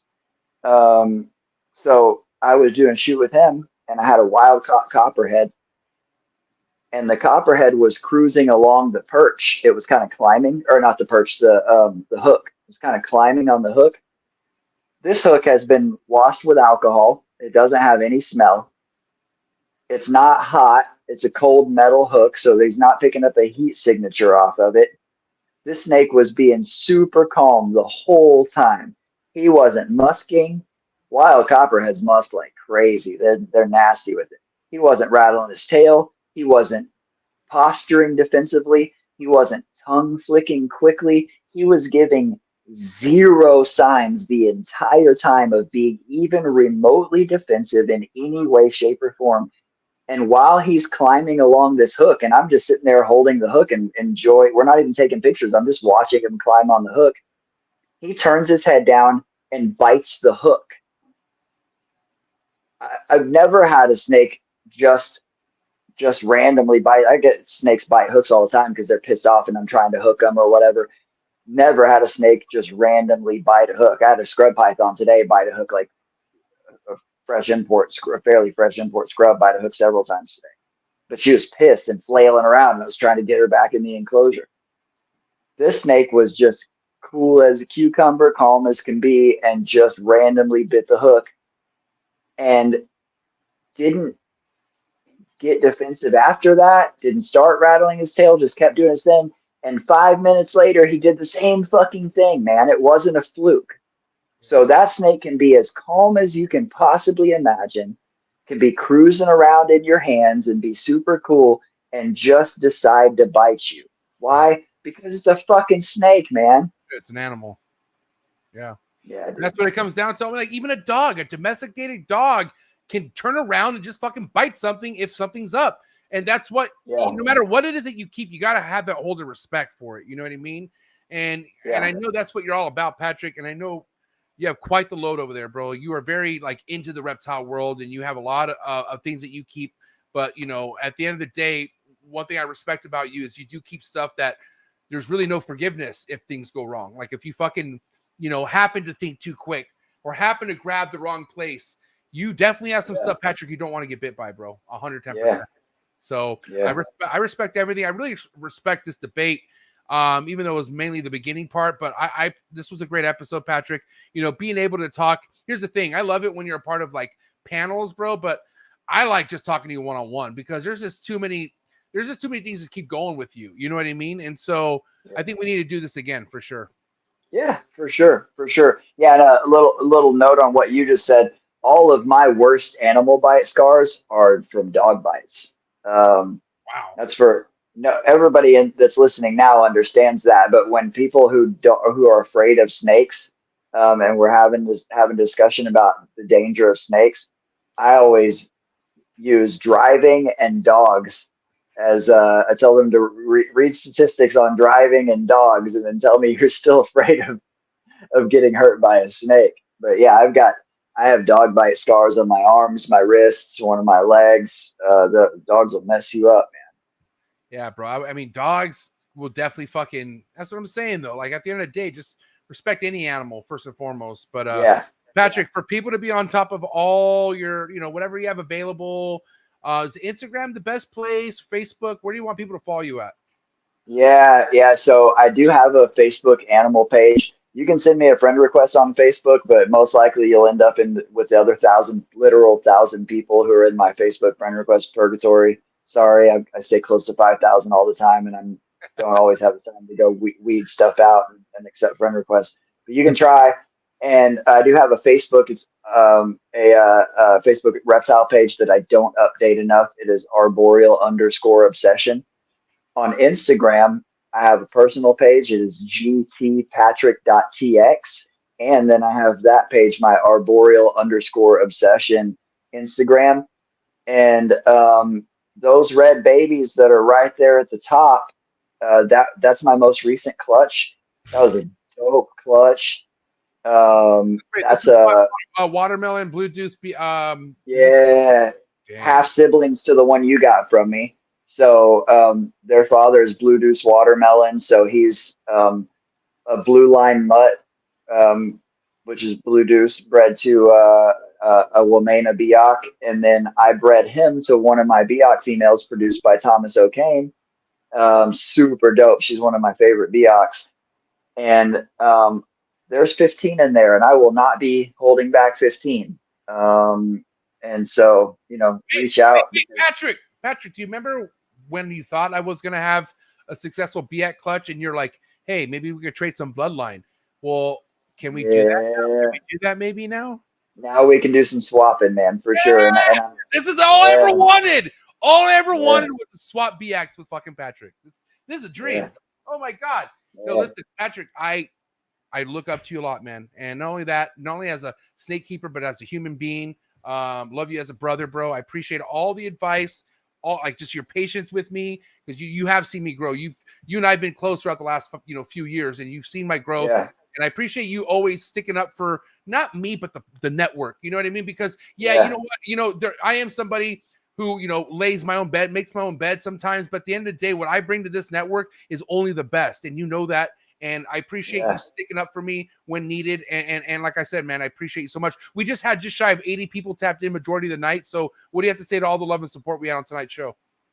And I love that there are so many weird snake nerds like me that actually enjoy listening to us sit around and talk about snakes. It still blows my fucking mind that people from all over the world want to listen to me talk about snakes. It's getting bigger, so dude. Fucking cool. It's getting bigger. Yep. I love all of you guys. Any one of you guys can reach out to me for help, questions, to buy snakes, whatever you want, anytime. Hit me up. I'm around. And I am an extremely busy dude, so don't take it personal if I don't get right back to you. And if I don't, reach out again. Don't be shy. I didn't just blow you off. I got caught up doing some other shit. So if you need to get at me, please. I love all you guys, and thank you for hanging out with us tonight and every other time that we've done this and every other time that we will do it again. Yep, that's a fact. You'll see Patrick here a lot in the near future. So thank you so much, Patrick. Guys, go find all the links to Patrick's social medias in the description below. But give it up. It's a wrap, and it's a damn fork in the fucking plate for this debate. Give it up for Patrick Holmes, ladies and gentlemen. Hey, good times, man. Thank you, Patrick. Have a good night, buddy. Peace. Good night. Great times. Good episode. And honestly, very informative, and I knew it would be. Like I said, if you're going to go toe-to-toe with Patrick, he's going to throw whatever he has inside of his head at you. And Patrick is a wealth of knowledge, man. The guy knows his shit. And I appreciate everything that he does for the entire reptile industry. So thank you to everyone who joined tonight's episode. If you thought tonight's episode was great, let's get the likes up for Patrick right now. I thought this was a great debate. Hit that subscribe button, hit that notification bell. And then you can also follow me on Instagram. If you I'm definitely going to pursue, the button quail, experiment. Obviously I'm going to take everything Patrick said with a grain of salt and even what I feel like could work, and I'm just going to pay attention to everything. So if you want to follow my journey, please go give me a follow on Instagram, Trap Talk God 619, or better yet, come join the Trap Talk Patreon family. First link in the description below. I'm very transparent with the trappers. All right. They all know exactly what's going on. So, but guys, thank you so much. I appreciate no show tomorrow night. No, wait, hold on. There's a show tomorrow night. No show Saturday. My tree monitor, host for that Saturday show is in the freaking jungle with Brian Susan. They're in not Jakarta. I forget where they're at, but they're in there. They're deep in the woods, in the jungle, looking at tree monitors. So, sorry for no show Saturday, but Sunday, of course, Girls Who Love Reptiles podcast, be ready. But man, thank you for all the love and support. All right. And again, I'll see you guys here tomorrow for Dave Levison podcast going down at 6 o'clock Pacific Standard Time. But it's a wrap. The debate in the books. Have a good night, and I'm out. Cheers.